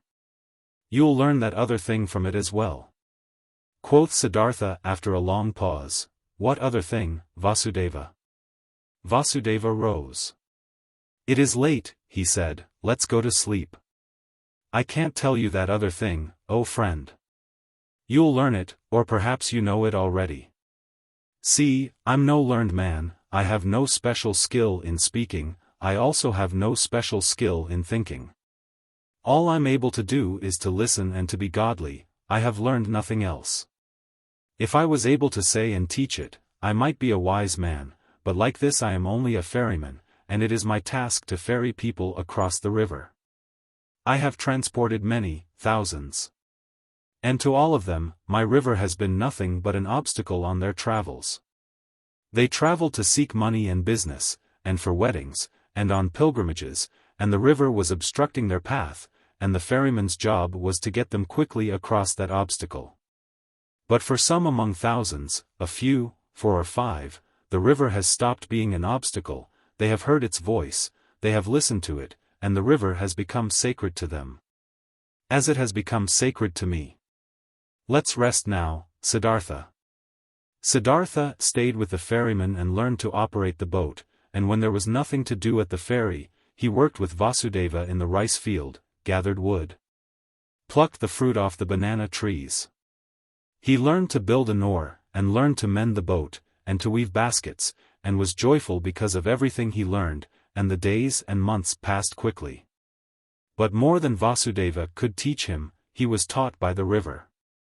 Incessantly, he learned from it. Most of all, he learned from it to listen, to pay close attention with a quiet heart, with a waiting, open soul, without passion, without a wish, without judgment, without an opinion. In a friendly manner, he lived side by side with Vasudeva, and occasionally they exchanged some words, few and at length thought about words. Vasudeva was no friend of words. Rarely, Siddhartha succeeded in persuading him to speak. "Did you," so he asked him at one time, "did you too learn that secret from the river, that there is no time?" Vasudeva's face was filled with a bright smile. Yes, Siddhartha, he spoke. It is this what you mean, isn't it, that the river is everywhere at once, at the source and at the mouth, at the waterfall, at the ferry, at the rapids, in the sea, in the mountains. Everywhere at once, and that there is only the present time for it, not the shadow of the past, not the shadow of the future? This it is, said Siddhartha. And when I had learned it, I looked at my life, and it was also a river, and the boy Siddhartha was only separated from the man Siddhartha and from the old man Siddhartha by a shadow. Not by something real. Also, Siddhartha's previous births were no past, and his death and his return to Brahma was no future. Nothing was, nothing will be, everything is, everything has existence and is present. Siddhartha spoke with ecstasy, deeply. This enlightenment had delighted him. Oh, was not all suffering time, were not all forms of tormenting oneself and being afraid time, was not everything hard? Everything hostile in the world gone and overcome as soon as one had overcome time, as soon as time would have been put out of existence by one's thoughts? In ecstatic delight, he had spoken, but Vasudeva smiled at him brightly and nodded in confirmation. Silently he nodded, brushed his hand over Siddhartha's shoulder, turned back to his work. And once again, when the river had just increased its flow in the rainy season and made a powerful noise, then said Siddhartha, "Isn't it so, O friend, the river has many voices, very many voices? Hasn't it the voice of a king, and of a warrior, and of a bull, and of a bird of the night, and of a woman giving birth, and of a sighing man, and 1,000 other voices more?" So it is, Vasudeva nodded, all voices of the creatures are in its voice.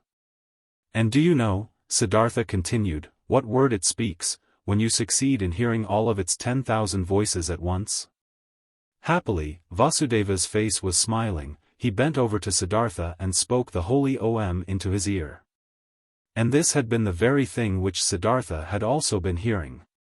And time after time, his smile became more similar to the ferryman's, became almost just as bright, almost just as thoroughly glowing with bliss, just as shining out of 1,000 small wrinkles. Just as alike to a child's, just as alike to an old man's.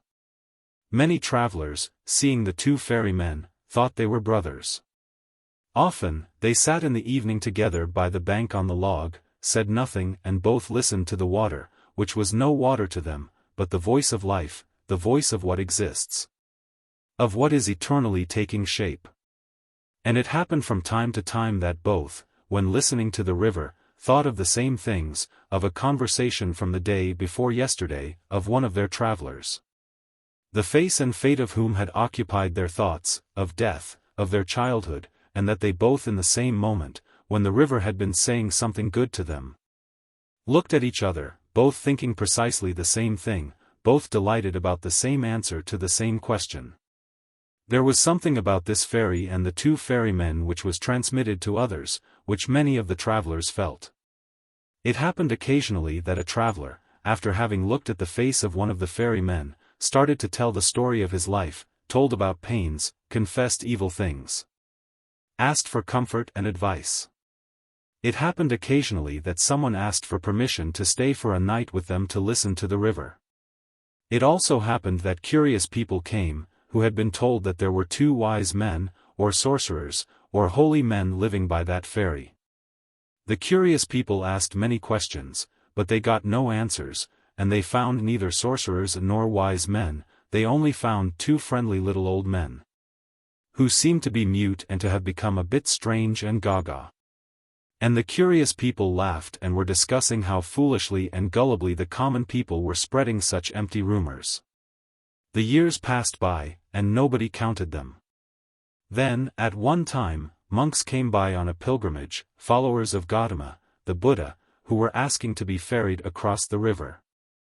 And by them the ferrymen were told that they were most hurriedly walking back to their great teacher, for the news had spread the exalted one was deadly sick and would soon die his last human death, in order to become one with the salvation. It was not long until a new flock of monks came along on their pilgrimage, and another one. And the monks as well as most of the other travelers and people walking through the land spoke of nothing else than of Gotama and his impending death. And as people are flocking from everywhere and from all sides, when they are going to war or to the coronation of a king, and are gathering like ants in droves, thus they flocked. Like being drawn on by a magic spell, to where the great Buddha was awaiting his death, where the huge event was to take place and the great perfected one of an era was to become one with the glory. Often, Siddhartha thought in those days of the dying wise man, the great teacher, whose voice had admonished nations and had awoken hundreds of thousands, whose voice he had also once heard, whose holy face he had also once seen with respect. Kindly he thought of him, saw his path to perfection before his eyes, and remembered with a smile those words which he had once, as a young man, said to him, the Exalted One. They had been, so it seemed to him, proud and precocious words. With a smile, he remembered them. For a long time he knew that there was nothing standing between Gotama and him any more, though he was still unable to accept his teachings. No, there was no teaching a truly searching person, someone who truly wanted to find, could accept. But he who had found, he could approve of any teachings, every path, every goal. There was nothing standing between him and all the other thousand any more who lived in that what is eternal, who breathed what is divine. On one of these days, when so many went on a pilgrimage to the dying Buddha, Kamala also went to him, who used to be the most beautiful of the courtesans. A long time ago, she had retired from her previous life, had given her garden to the monks of Gotama as a gift, had taken her refuge in the teachings, was among the friends and benefactors of the pilgrims. Together with Siddhartha the boy, her son, she had gone on her way due to the news of the near death of Gotama, in simple clothes, on foot. With her little son, she was traveling by the river. But the boy had soon grown tired, desired to go back home, desired to rest, desired to eat, became disobedient and started whining. Kamala often had to take a rest with him. He was accustomed to having his way against her. She had to feed him, had to comfort him, had to scold him. He did not comprehend why he had to go on this exhausting and sad pilgrimage with his mother, to an unknown place, to a stranger, who was holy and about to die. So what if he died? How did this concern the boy? The pilgrims were getting close to Vasudeva's ferry, when little Siddhartha once again forced his mother to rest. She, Kamala herself, had also become tired, and while the boy was chewing a banana, she crouched down on the ground, closed her eyes a bit, and rested. But suddenly, she uttered a wailing scream. The boy looked at her in fear and saw her face having grown pale from horror. And from under her dress, a small, black snake fled, by which Kamala had been bitten. Hurriedly, they now both ran along the path, in order to reach people, and got near to the ferry. There Kamala collapsed, and was not able to go any further. But the boy started crying miserably, only interrupting it to kiss and hug his mother, and she also joined his loud screams for help, until the sound reached Vasudeva's ears, who stood at the ferry. Quickly, he came walking, took the woman on his arms, carried her into the boat. The boy ran along, and soon they all reached the hut, where Siddhartha stood by the stove and was just lighting the fire. He looked up and first saw the boy's face, which wondrously reminded him of something, like a warning to remember something he had forgotten. Then he saw Kamala, whom he instantly recognized, though she lay unconscious in the ferryman's arms, and now he knew that it was his own son, whose face had been such a warning reminder to him. And the heart stirred in his chest. Kamala's wound was washed, but had already turned black and her body was swollen. She was made to drink a healing potion. Her consciousness returned. She lay on Siddhartha's bed in the hut, and bent over her stood Siddhartha, who used to love her so much. It seemed like a dream to her. With a smile, she looked at her friend's face. Just slowly she realized her situation, remembered the bite, called timidly for the boy. "He's with you, don't worry," said Siddhartha. Kamala looked into his eyes. She spoke with a heavy tongue, paralyzed by the poison. "You've become old, my dear," she said, "you've become gray. But you are like the young Samana, who at one time came without clothes, with dusty feet, to me into the garden. You are much more like him, than you were like him at that time when you had left me and Kamaswami. In the eyes, you're like him, Siddhartha. Alas, I have also grown old, could you still recognize me? Siddhartha smiled. Instantly, I recognized you, Kamala, my dear. Kamala pointed to her boy and said, did you recognize him as well? He is your son. Her eyes became confused and fell shut. The boy wept. Siddhartha took him on his knees, let him weep, petted his hair, and at the sight of the child's face, a Brahmin prayer came to his mind, which he had learned a long time ago, when he had been a little boy himself. Slowly, with a singing voice, he started to speak. From his past and childhood, the words came flowing to him. And with that sing-song, the boy became calm, was only now and then uttering a sob and fell asleep.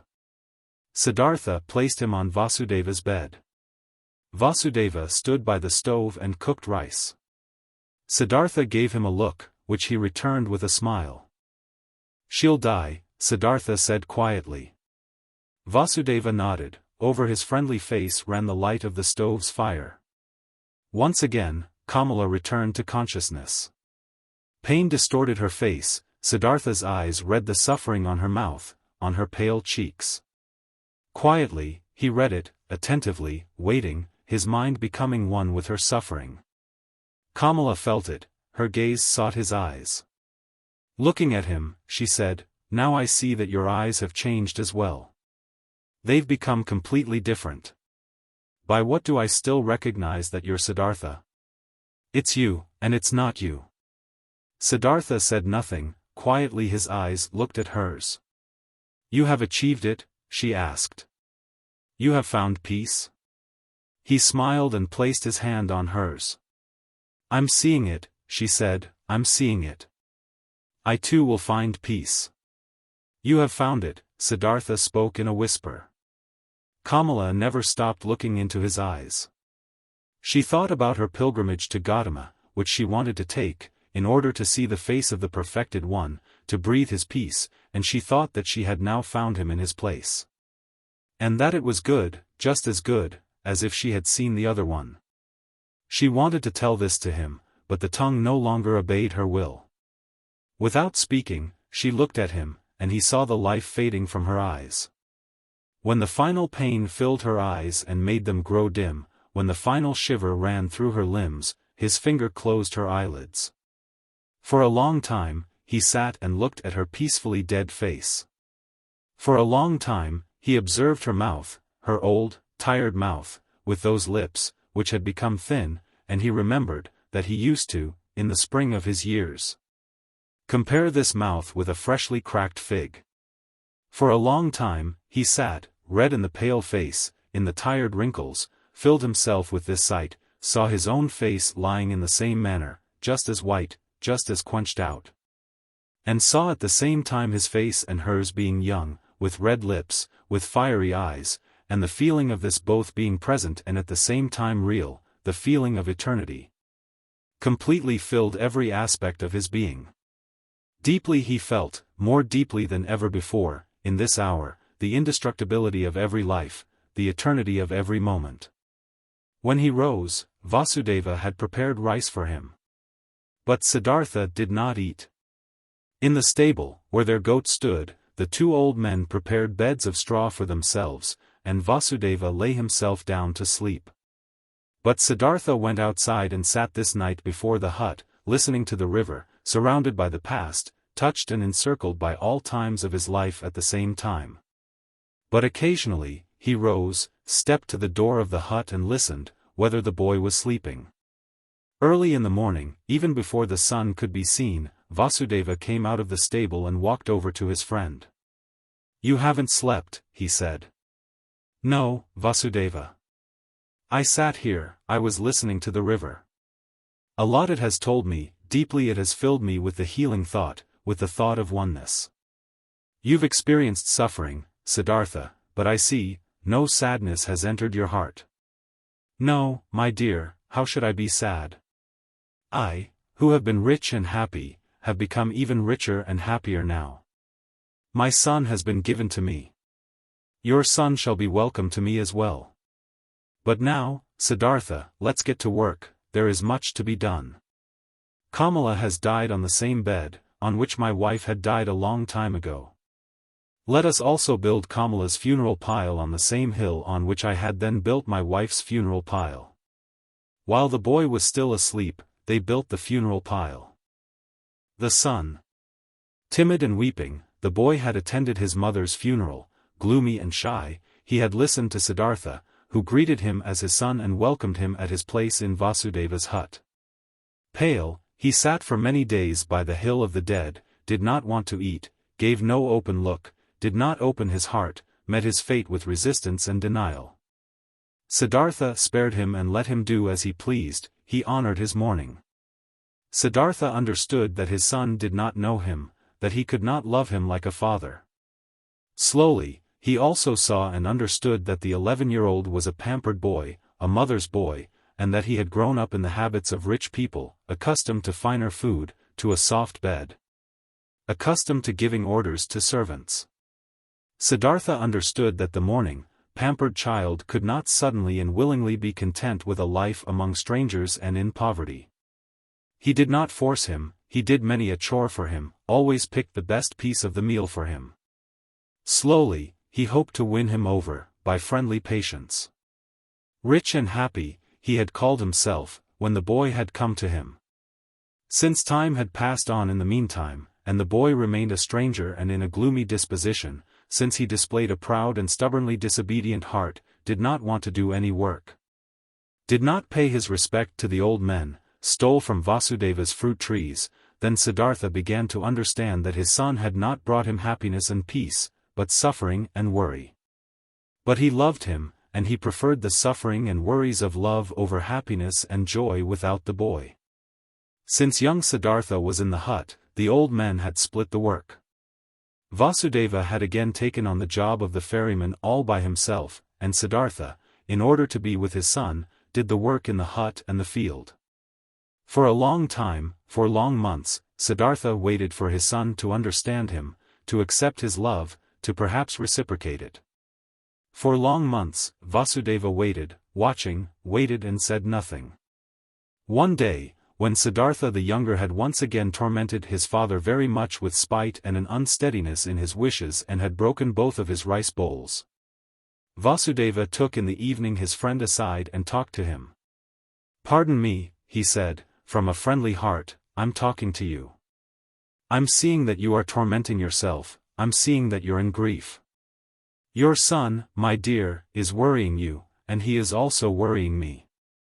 That young bird is accustomed to a different life, to a different nest. He has not, like you, ran away from riches and the city, being disgusted and fed up with it, against his will, he had to leave all this behind. I asked the river, O friend, many times I have asked it. But the river laughs, it laughs at me, it laughs at you and me, and is shaking with laughter at our foolishness. Water wants to join water, youth wants to join youth, your son is not in the place where he can prosper. You too should ask the river, you too should listen to it." Troubled, Siddhartha looked into his friendly face, in the many wrinkles of which there was incessant cheerfulness. "How could I part with him?" he said quietly, ashamed. "Give me some more time, my dear. See, I'm fighting for him, I'm seeking to win his heart, with love and with friendly patience I intend to capture it. One day, the river shall also talk to him, he also is called upon." Vasudeva's smile flourished more warmly. "Oh yes, he too is called upon, he too is of the eternal life. But do we, you and me, know what he is called upon to do, what path to take, what actions to perform, what pain to endure? Not a small one, his pain will be.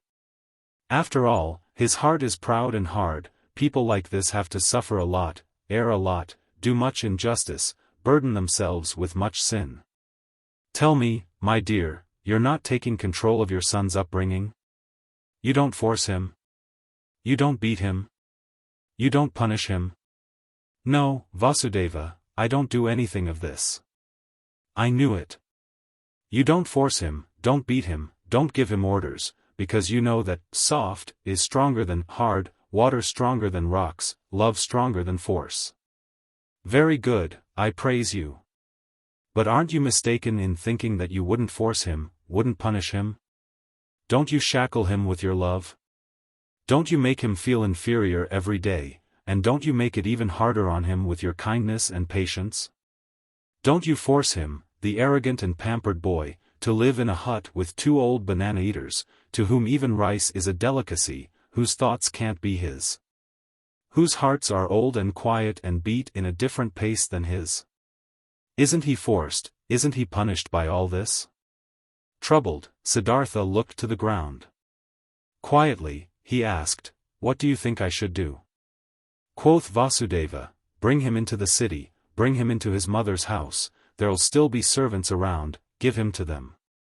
And when there aren't any around any more, bring him to a teacher, not for the teaching's sake, but so that he shall be among other boys, and among girls, and in the world which is his own. Have you never thought of this?" "You're seeing into my heart," Siddhartha spoke sadly. "Often, I have thought of this. But look, how shall I put him, who had no tender heart anyhow, into this world? Won't he become exuberant, won't he lose himself to pleasure and power, won't he repeat all of his father's mistakes, won't he perhaps get entirely lost in Sansara?"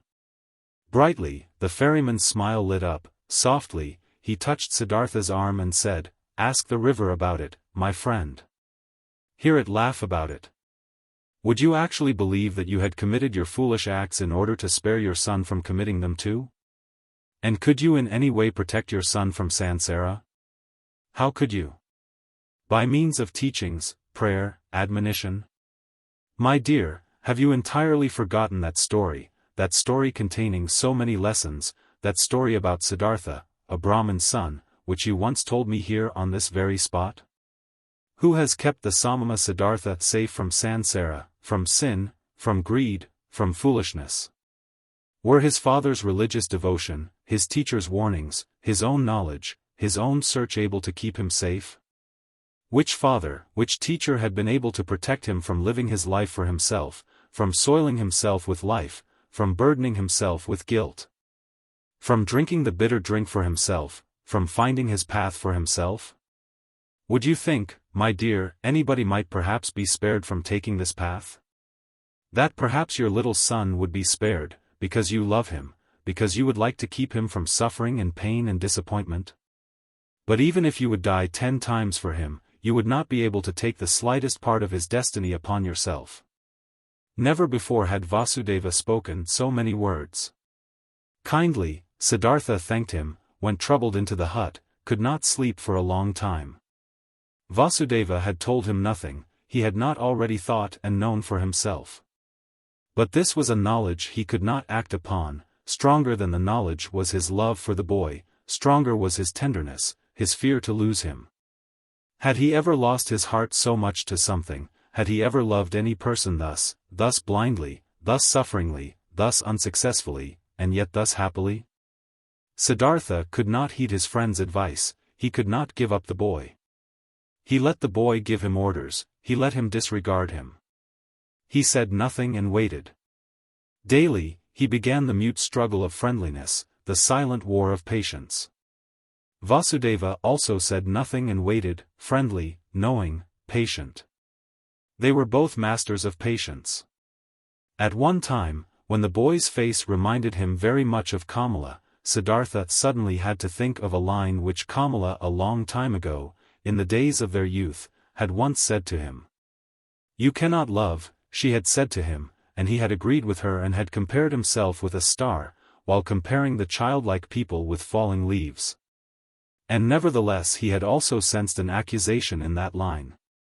Indeed, he had never been able to lose or devote himself completely to another person, to forget himself, to commit foolish acts for the love of another person.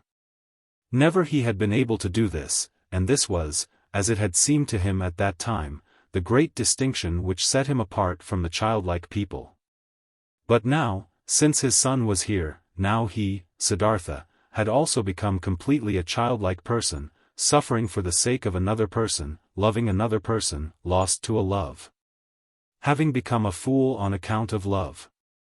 Now he too felt, late, once in his lifetime, this strongest and strangest of all passions, suffered from it, suffered miserably, and was nevertheless in bliss. Was nevertheless renewed in one respect, enriched by one thing. He did sense very well that this love, this blind love for his son, was a passion, something very human, that it was Sansara, a murky source, dark waters.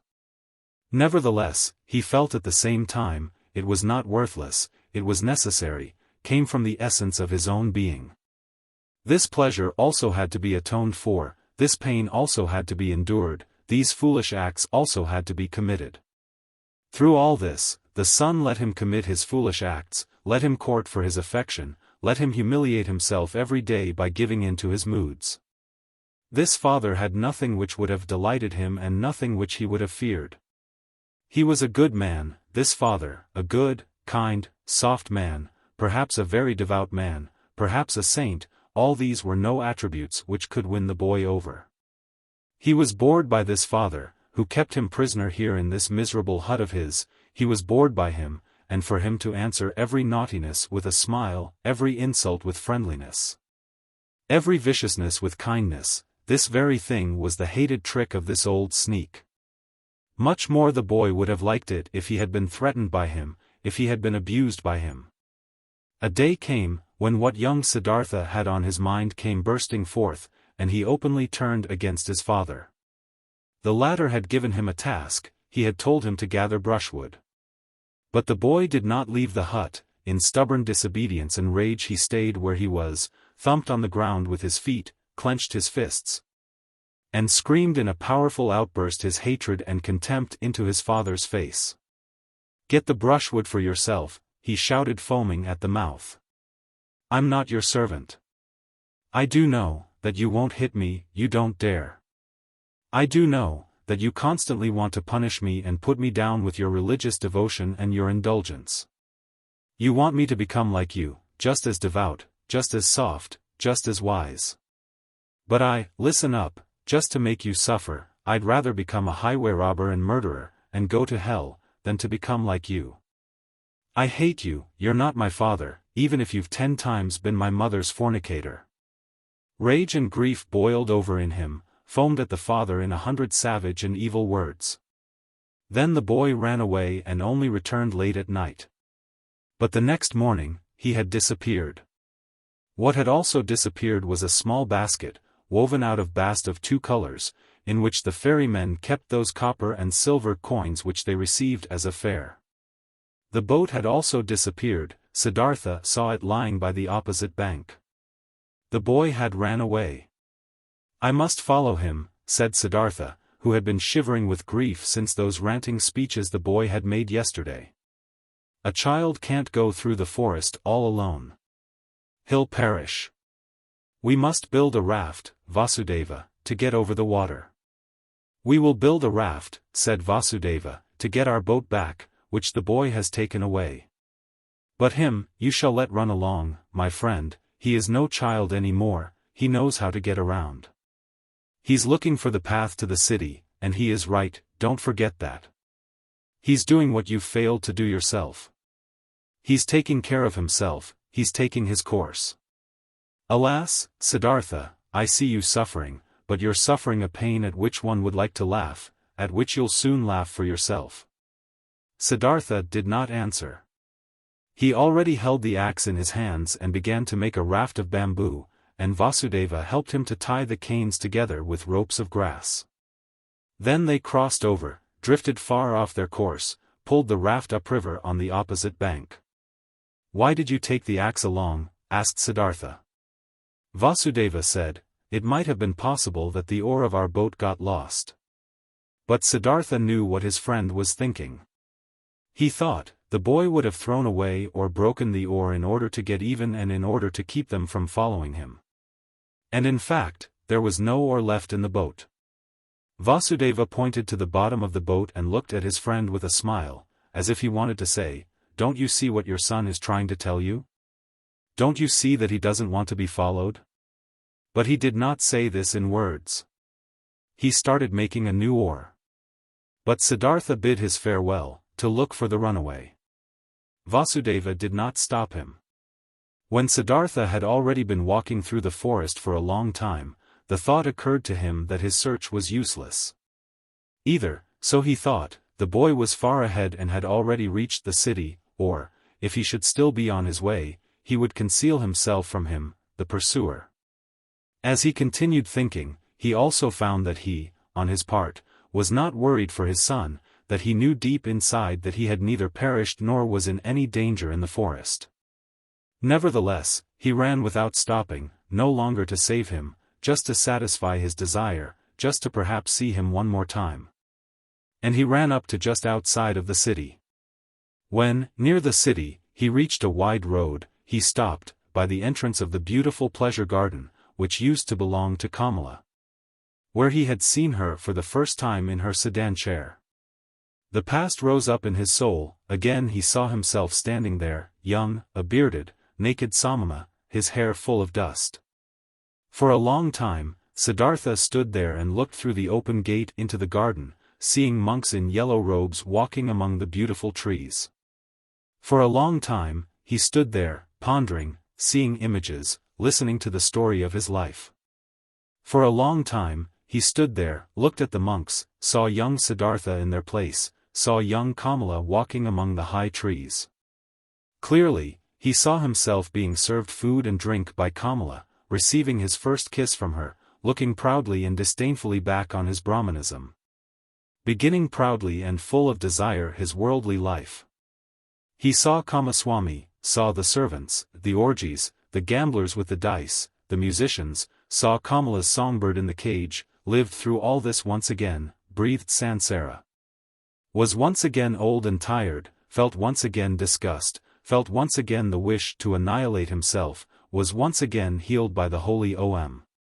After having been standing by the gate of the garden for a long time, Siddhartha realized that his desire was foolish, which had made him go up to this place, that he could not help his son. That he was not allowed to cling him. Deeply, he felt the love for the runaway in his heart, like a wound, and he felt at the same time that this wound had not been given to him in order to turn the knife in it. That it had to become a blossom and had to shine. That this wound did not blossom yet, did not shine yet, at this hour, made him sad. Instead of the desired goal, which had drawn him here following the runaway son, there was now emptiness. Sadly, he sat down, felt something dying in his heart, experienced emptiness, saw no joy any more, no goal. He sat lost in thought and waited. This he had learned by the river, this one thing, waiting, having patience, listening attentively. And he sat and listened, in the dust of the road, listened to his heart, beating tiredly and sadly, waited for a voice. Many an hour he crouched, listening, saw no images any more, fell into emptiness, let himself fall, without seeing a path. And when he felt the wound burning, he silently spoke the Om, filled himself with Om. The monks in the garden saw him, and since he crouched for many hours, and dust was gathering on his grey hair, one of them came to him and placed 2 bananas in front of him. The old man did not see him. From this petrified state, he was awoken by a hand touching his shoulder. Instantly, he recognized this touch, this tender, bashful touch, and regained his senses. He rose and greeted Vasudeva, who had followed him. And when he looked into Vasudeva's friendly face, into the small wrinkles, which were as if they were filled with nothing but his smile, into the happy eyes, then he smiled too. Now he saw the bananas lying in front of him, picked them up, gave one to the ferryman, ate the other one himself. After this, he silently went back into the forest with Vasudeva, returned home to the ferry. Neither one talked about what had happened today, neither one mentioned the boy's name, neither one spoke about him running away, neither one spoke about the wound. In the hut, Siddhartha lay down on his bed, and when after a while Vasudeva came to him, to offer him a bowl of coconut milk, he already found him asleep. Om. For a long time, the wound continued to burn. Many a traveler Siddhartha had to ferry across the river who was accompanied by a son or a daughter, and he saw none of them without envying him, without thinking, so many thousands possess this sweetest of good fortunes, why don't I? Even bad people, even thieves and robbers have children and love them, and are being loved by them, all except for me. Thus simply, thus without reason he now thought, thus similar to the childlike people he had become. Differently than before, he now looked upon people, less smart, less proud, but instead warmer, more curious, more involved. When he ferried travelers of the ordinary kind, childlike people, businessmen, warriors, women, these people did not seem alien to him as they used to, he understood them. He understood and shared their life, which was not guided by thoughts and insight, but solely by urges and wishes. He felt like them. Though he was near perfection and was bearing his final wound, it still seemed to him as if those childlike people were his brothers, their vanities, desires for possession. And ridiculous aspects were no longer ridiculous to him, became understandable, became lovable, even became worthy of veneration to him.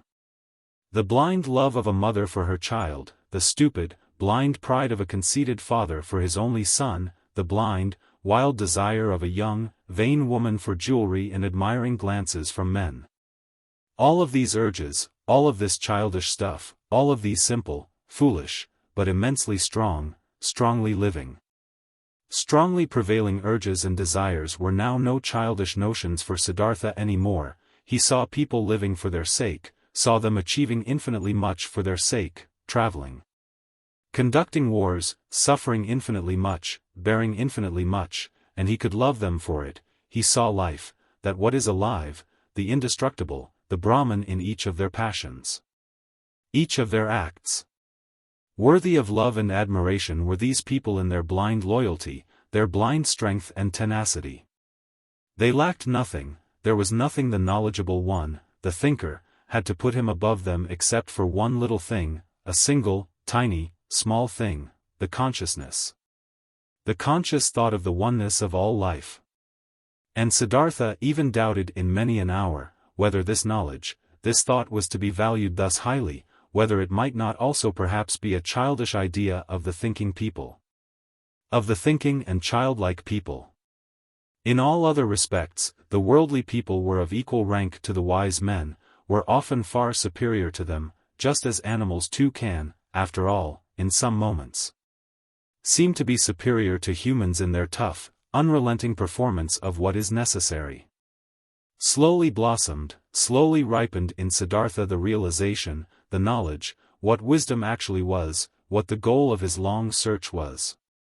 It was nothing but a readiness of the soul, an ability, a secret art, to think every moment, while living his life, the thought of oneness, to be able to feel and inhale the oneness. Slowly this blossomed in him, was shining back at him from Vasudeva's old, childlike face, harmony, knowledge of the eternal perfection of the world, smiling, oneness. But the wound still burned. Longingly and bitterly Siddhartha thought of his son, nurtured his love and tenderness in his heart, allowed the pain to gnaw at him, committed all foolish acts of love. Not by itself, this flame would go out. And one day, when the wound burned violently, Siddhartha ferried across the river, driven by a yearning, got off the boat and was willing to go to the city and to look for his son. The river flowed softly and quietly. It was the dry season, but its voice sounded strange. It laughed. It laughed clearly. The river laughed, it laughed brightly and clearly at the old ferryman. Siddhartha stopped, he bent over the water, in order to hear even better, and he saw his face reflected in the quietly moving waters, and in this reflected face there was something which reminded him, something he had forgotten, and as he thought about it, he found it. This face resembled another face, which he used to know and love and also fear. It resembled his father's face, the Brahmin. And he remembered how he, a long time ago, as a young man, had forced his father to let him go to the penitents, how he had bade his farewell to him, how he had gone and had never come back. Had his father not also suffered the same pain for him, which he now suffered for his son? Had his father not long since died, alone, without having seen his son again? Did he not have to expect the same fate for himself? Was it not a comedy, a strange and stupid matter, this repetition, this running around in a fateful circle? The river laughed. Yes, so it was, everything came back, which had not been suffered and solved up to its end, the same pain was suffered over and over again. But Siddhartha went back into the boat and ferried back to the hut, thinking of his father, thinking of his son, laughed at by the river, at odds with himself, tending towards despair. And not less tending towards laughing along at himself and the entire world. Alas, the wound was not blossoming yet, his heart was still fighting his fate, cheerfulness and victory were not yet shining from his suffering. Nevertheless, he felt hope, and once he had returned to the hut, he felt an undefeatable desire to open up to Vasudeva, to show him everything, the master of listening, to say everything. Vasudeva was sitting in the hut and weaving a basket. He no longer used the ferryboat, his eyes were starting to get weak, and not just his eyes, his arms and hands as well. Unchanged and flourishing was only the joy and the cheerful benevolence of his face. Siddhartha sat down next to the old man, slowly he started talking. What they had never talked about, he now told him of his walk to the city, at that time, of the burning wound, of his envy at the sight of happy fathers. Of his knowledge of the foolishness of such wishes, of his futile fight against them. He reported everything, he was able to say everything, even the most embarrassing parts, everything could be said, everything shown, everything he could tell. He presented his wound, also told how he fled today, how he ferried across the water, a childish runaway, willing to walk to the city, how the river had laughed. While he spoke for a long time, while Vasudeva was listening with a quiet face, Vasudeva's listening gave Siddhartha a stronger sensation than ever before, he sensed how his pain, his fears flowed over to him, how his secret hope flowed over, came back at him from his counterpart. To show his wound to this listener was the same as bathing it in the river, until it had cooled and become one with the river. While he was still speaking, still admitting and confessing, Siddhartha felt more and more that this was no longer Vasudeva, no longer a human being, who was listening to him. That this motionless listener was absorbing his confession into himself like a tree the rain, that this motionless man was the river itself, that he was God himself, that he was the eternal itself. And while Siddhartha stopped thinking of himself and his wound, this realization of Vasudeva's changed character took possession of him, and the more he felt it and entered into it, the less wondrous it became, the more he realized that everything was in order and natural, that Vasudeva had already been like this for a long time, almost forever. That only he had not quite recognized it, yes, that he himself had almost reached the same state. He felt that he was now seeing old Vasudeva as the people see the gods, and that this could not last. In his heart, he started bidding his farewell to Vasudeva. Through all this, he talked incessantly. When he had finished talking, Vasudeva turned his friendly eyes, which had grown slightly weak, at him, said nothing, let his silent love and cheerfulness, understanding and knowledge, shine at him. He took Siddhartha's hand, led him to the seat by the bank, sat down with him, smiled at the river. You've heard it laugh, he said. But you haven't heard everything. Let's listen, you'll hear more. They listened. Softly sounded the river, singing in many voices. Siddhartha looked into the water, and images appeared to him in the moving water. His father appeared, lonely, mourning for his son. He himself appeared, lonely, he also being tied with the bondage of yearning to his distant son. His son appeared, lonely as well, the boy, greedily rushing along the burning course of his young wishes, each one heading for his goal, each one obsessed by the goal, each one suffering. The river sang with a voice of suffering, longingly it sang, longingly, it flowed towards its goal, lamentingly its voice sang. Do you hear? Vasudeva's mute gaze asked. Siddhartha nodded. Listen better. Vasudeva whispered. Siddhartha made an effort to listen better. The image of his father, his own image, the image of his son merged, Kamala's image also appeared and was dispersed, and the image of Govinda, and other images, and they merged with each other. Turned all into the river, headed all, being the river, for the goal, longing, desiring, suffering, and the river's voice sounded full of yearning, full of burning woe, full of unsatisfiable desire. For the goal, The river was heading, Siddhartha saw it hurrying, the river, which consisted of him and his loved ones and of all people he had ever seen, all of these waves and waters were hurrying.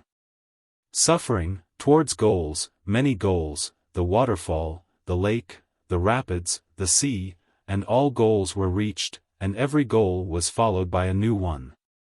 And the water turned into vapor and rose to the sky, turned into rain and poured down from the sky, turned into a source, a stream, a river, headed forward once again, flowed on once again. But the longing voice had changed. It still resounded, full of suffering, searching, but other voices joined it, voices of joy and of suffering, good and bad voices, laughing and sad ones, 100 voices, 1,000 voices. Siddhartha listened. He was now nothing but a listener, completely concentrated on listening, completely empty. He felt that he had now finished learning to listen. Often before, he had heard all this, these many voices in the river. Today it sounded new. Already, he could no longer tell the many voices apart, not the happy ones from the weeping ones, not the ones of children from those of men, they all belonged together. The lamentation of yearning and the laughter of the knowledgeable one, the scream of rage and the moaning of the dying ones, everything was one, everything was intertwined and connected. Entangled 1,000 times. And everything together, all voices, all goals, all yearning, all suffering, all pleasure, all that was good and evil, all of this together was the world. All of it together was the flow of events, was the music of life. And when Siddhartha was listening attentively to this river, this song of 1,000 voices, when he neither listened to the suffering nor the laughter, when he did not tie his soul to any particular voice and submerged his self into it, but when he heard them all, perceived the whole, the oneness, then the great song of the 1,000 voices consisted of a single word, which was Om, the perfection. Do you hear? Vasudeva's gaze asked again. Brightly, Vasudeva's smile was shining, floating radiantly over all the wrinkles of his old face, as the Om was floating in the air over all the voices of the river. Brightly his smile was shining, when he looked at his friend, and brightly the same smile was now starting to shine on Siddhartha's face as well. His wound blossomed, his suffering was shining, his self had flown into the oneness. In this hour, Siddhartha stopped fighting his fate, stopped suffering. On his face flourished the cheerfulness of a knowledge, which is no longer opposed by any will, which knows perfection, which is in agreement with the flow of events, with the current of life. Full of sympathy for the pain of others, full of sympathy for the pleasure of others, devoted to the flow, belonging to the oneness. When Vasudeva rose from the seat by the bank, when he looked into Siddhartha's eyes and saw the cheerfulness of the knowledge shining in them, he softly touched his shoulder with his hand. In this careful and tender manner, and said, I've been waiting for this hour, my dear. Now that it has come, let me leave. For a long time, I've been waiting for this hour, for a long time, I've been Vasudeva the ferryman. Now it's enough. Farewell, hut, farewell, river, farewell, Siddhartha. Siddhartha made a deep bow before him who bid his farewell. I've known it, he said quietly. You'll go into the forests? I'm going into the forests, I'm going into the oneness, spoke Vasudeva with a bright smile. With a bright smile, he left. Siddhartha watched him leaving. With deep joy, with deep solemnity he watched him leave, saw his steps full of peace, saw his head full of luster, saw his body full of light. Govinda. Together with other monks, Govinda used to spend the time of rest between pilgrimages in the pleasure grove, which the courtesan Kamala had given to the followers of Gotama for a gift. He heard talk of an old ferryman, who lived one day's journey away by the river, and who was regarded as a wise man by many. When Govinda went back on his way, he chose the path to the ferry, eager to see the ferryman.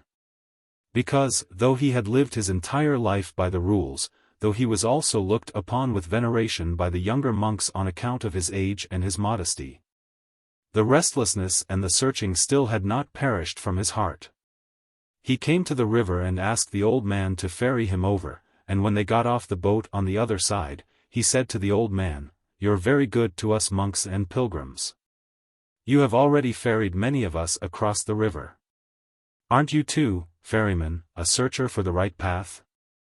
Quoth Siddhartha, smiling from his old eyes, do you call yourself a searcher, O venerable one, though you are already of an old in years and are wearing the robe of Gotama's monks?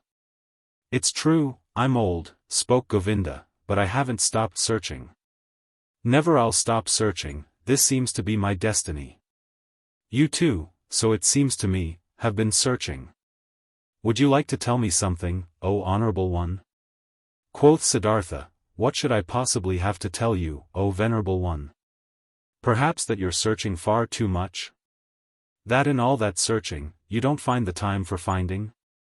How come? Asked Govinda. When someone is searching, said Siddhartha, then it might easily happen that the only thing his eyes still see is that what he searches for, that he is unable to find anything. To let anything enter his mind, because he always thinks of nothing but the object of his search, because he has a goal, because he is obsessed by the goal. Searching means, having a goal. But finding means, being free, being open, having no goal. You, O venerable one, are perhaps indeed a searcher, because, striving for your goal, there are many things you don't see, which are directly in front of your eyes. I don't quite understand yet, asked Govinda, what do you mean by this?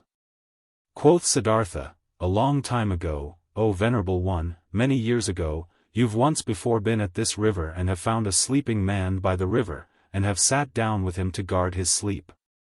But, O Govinda, you did not recognize the sleeping man. Astonished, as if he had been the object of a magic spell, the monk looked into the ferryman's eyes. Are you Siddhartha?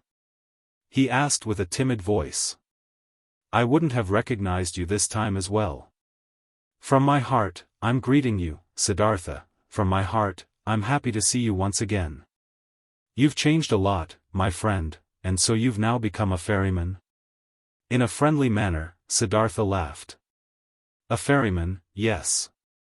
Many people, Govinda, have to change a lot, have to wear many a robe, I am one of those, my dear. Be welcome, Govinda, and spend the night in my hut. Govinda stayed the night in the hut and slept on the bed which used to be Vasudeva's bed. Many questions he posed to the friend of his youth, many things Siddhartha had to tell him from his life. When in the next morning the time had come to start the day's journey, Govinda said, not without hesitation, these words, before I'll continue on my path, Siddhartha. Permit me to ask one more question. Do you have a teaching? Do you have a faith, or a knowledge, you follow, which helps you to live and to do right? Quoth Siddhartha, you know, my dear, that I already as a young man, in those days when we lived with the penitents in the forest, started to distrust teachers and teachings and to turn my back to them. I have stuck with this. Nevertheless, I have had many teachers since then. A beautiful courtesan has been my teacher for a long time, and a rich merchant was my teacher, and some gamblers with dice. Once, even a follower of Buddha, traveling on foot, has been my teacher. He sat with me when I had fallen asleep in the forest, on the pilgrimage. I've also learned from him, I'm also grateful to him, very grateful. But most of all, I have learned here from this river and from my predecessor, the ferryman Vasudeva. He was a very simple person, Vasudeva, he was no thinker, but he knew what is necessary just as well as Gotama, he was a perfect man, a saint. Govinda said, still, O Siddhartha, you love a bit to mock people, as it seems to me. I believe in you and know that you haven't followed a teacher. But haven't you found something by yourself, though you found no teachings, you still found certain thoughts, certain insights, which are your own and which help you to live? If you would like to tell me some of these, you would delight my heart. Quoth Siddhartha, I've had thoughts, yes, and insight, again and again. Sometimes, for an hour or for an entire day, I have felt knowledge in me, as one would feel life in one's heart. There have been many thoughts, but it would be hard for me to convey them to you. Look, my dear Govinda, this is one of my thoughts, which I have found, wisdom cannot be passed on. Wisdom which a wise man tries to pass on to someone always sounds like foolishness. Are you kidding? Asked Govinda. I'm not kidding. I'm telling you what I've found. Knowledge can be conveyed, but not wisdom. It can be found, it can be lived, it is possible to be carried by it, miracles can be performed with it, but it cannot be expressed in words and taught. This was what I, even as a young man, sometimes suspected, what has driven me away from the teachers. I have found a thought, Govinda, which you'll again regard as a joke or foolishness, but which is my best thought. It says, the opposite of every truth is just as true. That's like this: any truth can only be expressed and put into words when it is one-sided. Everything is one-sided which can be thought with thoughts and said with words, it's all one-sided, all just one half, all lacks completeness, roundness, oneness.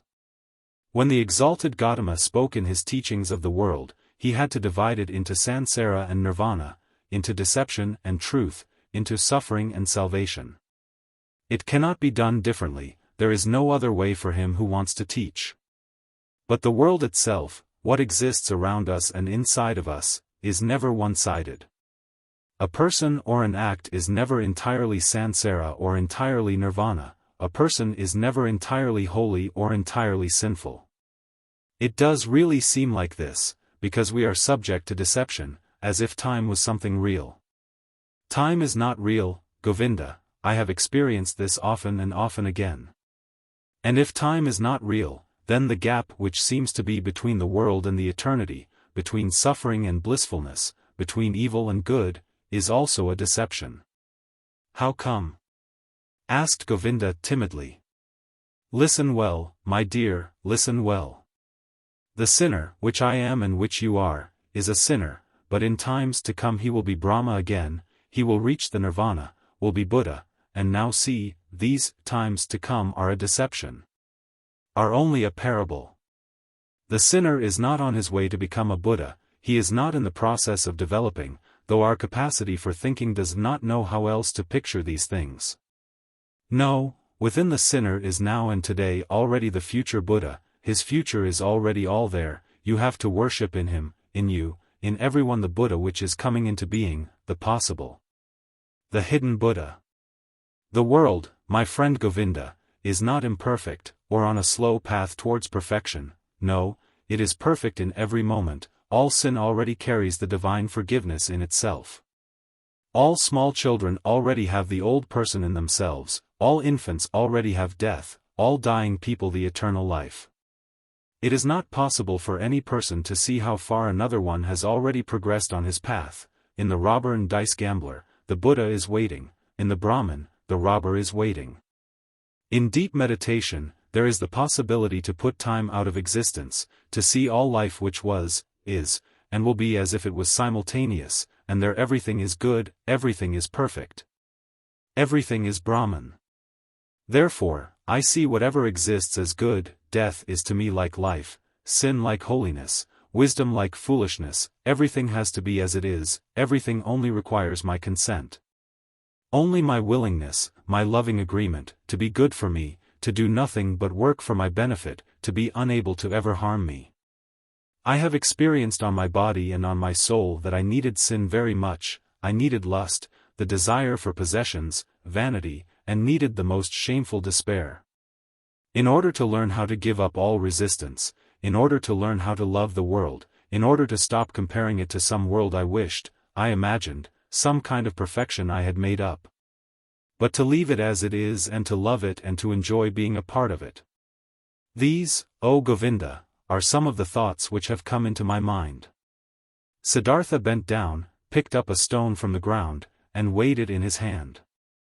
This here, he said playing with it, is a stone, and will, after a certain time, perhaps turn into soil, and will turn from soil into a plant or animal or human being. In the past, I would have said, this stone is just a stone, it is worthless, it belongs to the world of the Maya. But because it might be able to become also a human being and a spirit in the cycle of transformations, therefore I also grant it importance. Thus, I would perhaps have thought in the past. But today I think, this stone is a stone, it is also animal, it is also God, it is also Buddha, I do not venerate and love it because it could turn into this or that. But rather because it is already and always everything, and it is this very fact, that it is a stone, that it appears to me now and today as a stone. This is why I love it and see worth and purpose in each of its veins and cavities, in the yellow, in the gray, in the hardness, in the sound it makes when I knock at it, in the dryness or wetness of its surface. There are stones which feel like oil or soap, and others like leaves, others like sand, and every one is special and praise the Om in its own way, each one is Brahman. But simultaneously and just as much it is a stone, is oily or juicy, and this is this very fact which I like and regard as wonderful and worthy of worship. But let me speak no more of this. The words are not good for the secret meaning, everything always becomes a bit different, as soon as it is put into words, gets distorted a bit silly, yes, and this is also very good. And I like it a lot. I also very much agree with this, that this what is one man's treasure and wisdom always sounds like foolishness to another person. Govinda listened silently.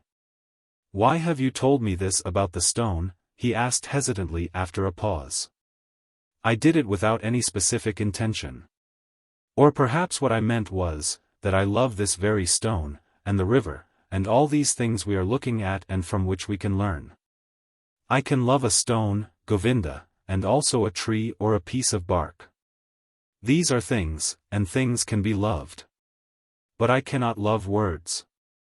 Therefore, teachings are no good for me, they have no hardness, no softness, no colors, no edges, no smell, no taste, they have nothing but words.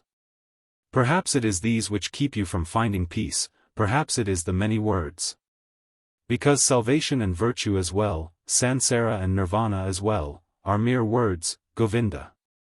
There is no thing which would be Nirvana, there is just the word Nirvana. Quoth Govinda, not just a word, my friend, is Nirvana. It is a thought. Siddhartha continued, a thought, it might be so. I must confess to you, my dear, I don't differentiate much between thoughts and words. To be honest, I also have no high opinion of thoughts. I have a better opinion of things. Here on this ferryboat, for instance, a man has been my predecessor and teacher, a holy man, who has for many years simply believed in the river, nothing else. He had noticed that the river spoke to him, he learned from it, it educated and taught him, the river seemed to be a god to him. For many years he did not know that every wind, every cloud, every bird, every beetle was just as divine and knows just as much and can teach just as much as the worshipped river. But when this holy man went into the forests, he knew everything, knew more than you and me, without teachers, without books, only because he had believed in the river.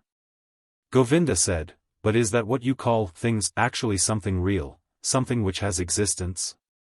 Isn't it just a deception of the Maya, just an image and illusion?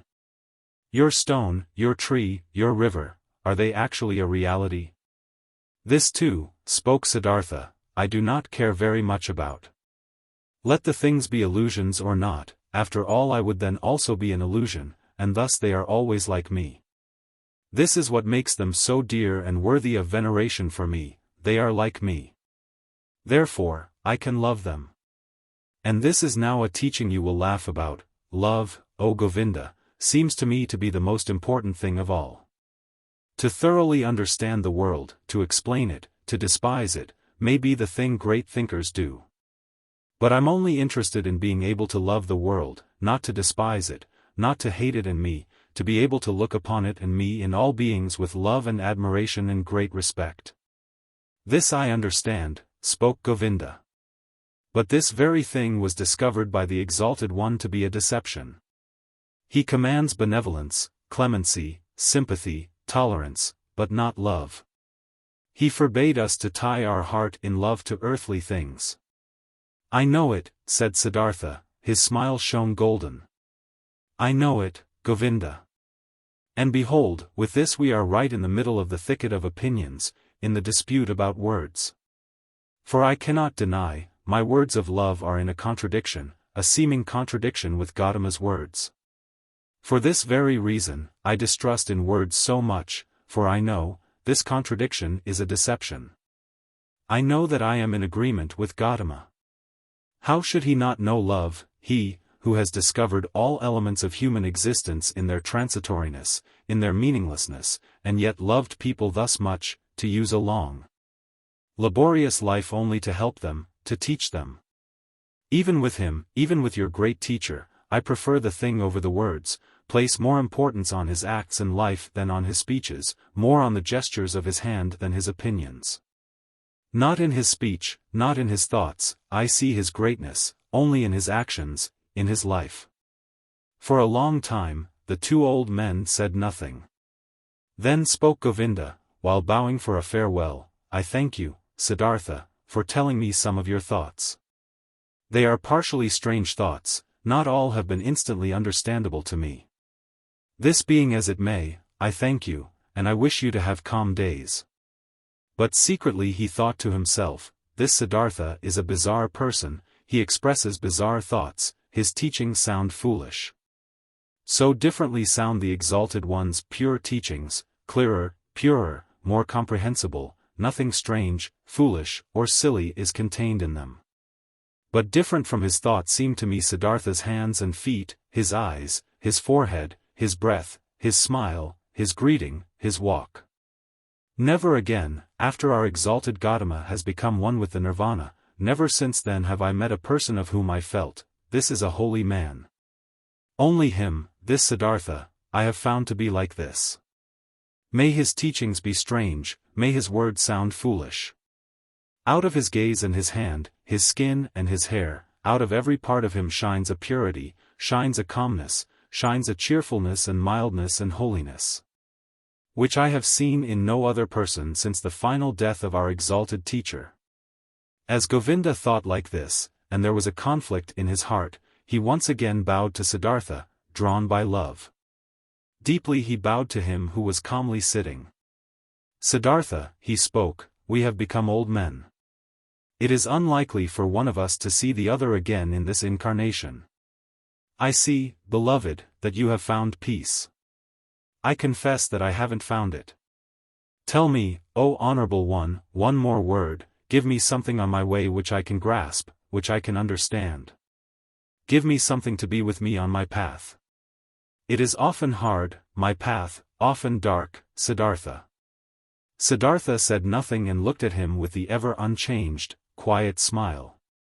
Govinda stared at his face, with fear, with yearning, suffering, and the eternal search was visible in his look, eternal not finding. Siddhartha saw it and smiled. Bend down to me. He whispered quietly in Govinda's ear. Bend down to me. Like this, even closer. Very close. Kiss my forehead, Govinda. But while Govinda with astonishment, and yet drawn by great love and expectation, obeyed his words, bent down closely to him and touched his forehead with his lips. Something miraculous happened to him. While his thoughts were still dwelling on Siddhartha's wondrous words, while he was still struggling in vain and with reluctance to think away time, to imagine nirvana and Sansara as one. While even a certain contempt for the words of his friend was fighting in him against an immense love and veneration, this happened to him. He no longer saw the face of his friend Siddhartha. Instead he saw other faces, many, a long sequence, a flowing river of faces, of hundreds, of thousands, which all came and disappeared, and yet all seemed to be there simultaneously. Which all constantly changed and renewed themselves, and which were still all Siddhartha. He saw the face of a fish, a carp, with an infinitely painfully opened mouth, the face of a dying fish, with fading eyes, he saw the face of a newborn child, red and full of wrinkles. Distorted from crying, he saw the face of a murderer, he saw him plunging a knife into the body of another person, he saw, in the same second, this criminal in bondage. Kneeling and his head being chopped off by the executioner with one blow of his sword, he saw the bodies of men and women.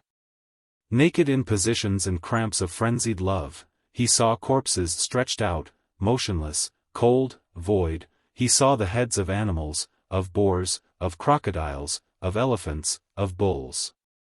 Of birds, he saw gods, saw Krishna, saw Agni, he saw all of these figures and faces in 1,000 relationships with one another, each one helping the other, loving it, hating it, destroying it.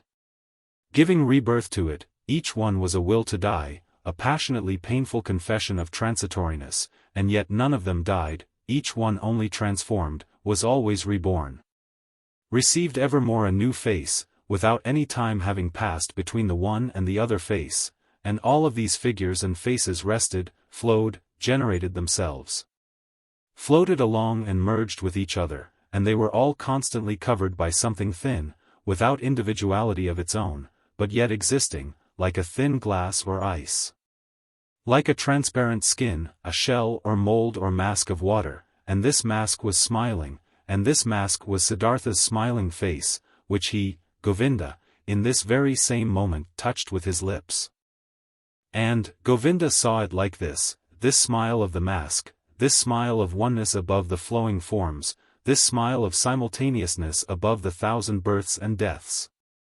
This smile of Siddhartha was precisely the same, was precisely of the same kind as the quiet, delicate, impenetrable, perhaps benevolent, perhaps mocking, wise, 1,000-fold smile of Gotama. The Buddha, as he had seen it himself with great respect 100 times. Like this, Govinda knew, the perfected ones are smiling. Not knowing any more whether time existed, whether the vision had lasted a second or 100 years, not knowing any more whether there existed a Siddhartha, a Gotama, a me and a you. Feeling in his innermost self as if he had been wounded by a divine arrow, the injury of which tasted sweet, being enchanted and dissolved in his innermost self. Govinda still stood for a little while bent over Siddhartha's quiet face, which he had just kissed, which had just been the scene of all manifestations, all transformations, all existence. The face was unchanged, after under its surface the depth of the 1,000-foldness had closed up again, he smiled silently, smiled quietly and softly, perhaps very benevolently. Perhaps very mockingly, precisely as he used to smile, the exalted one. Deeply, Govinda bowed, tears he knew nothing of ran down his old face, like a fire burnt the feeling of the most intimate love, the humblest veneration in his heart. Deeply, he bowed, touching the ground, before him who was sitting motionlessly, whose smile reminded him of everything he had ever loved in his life. What had ever been valuable and holy to him in his life.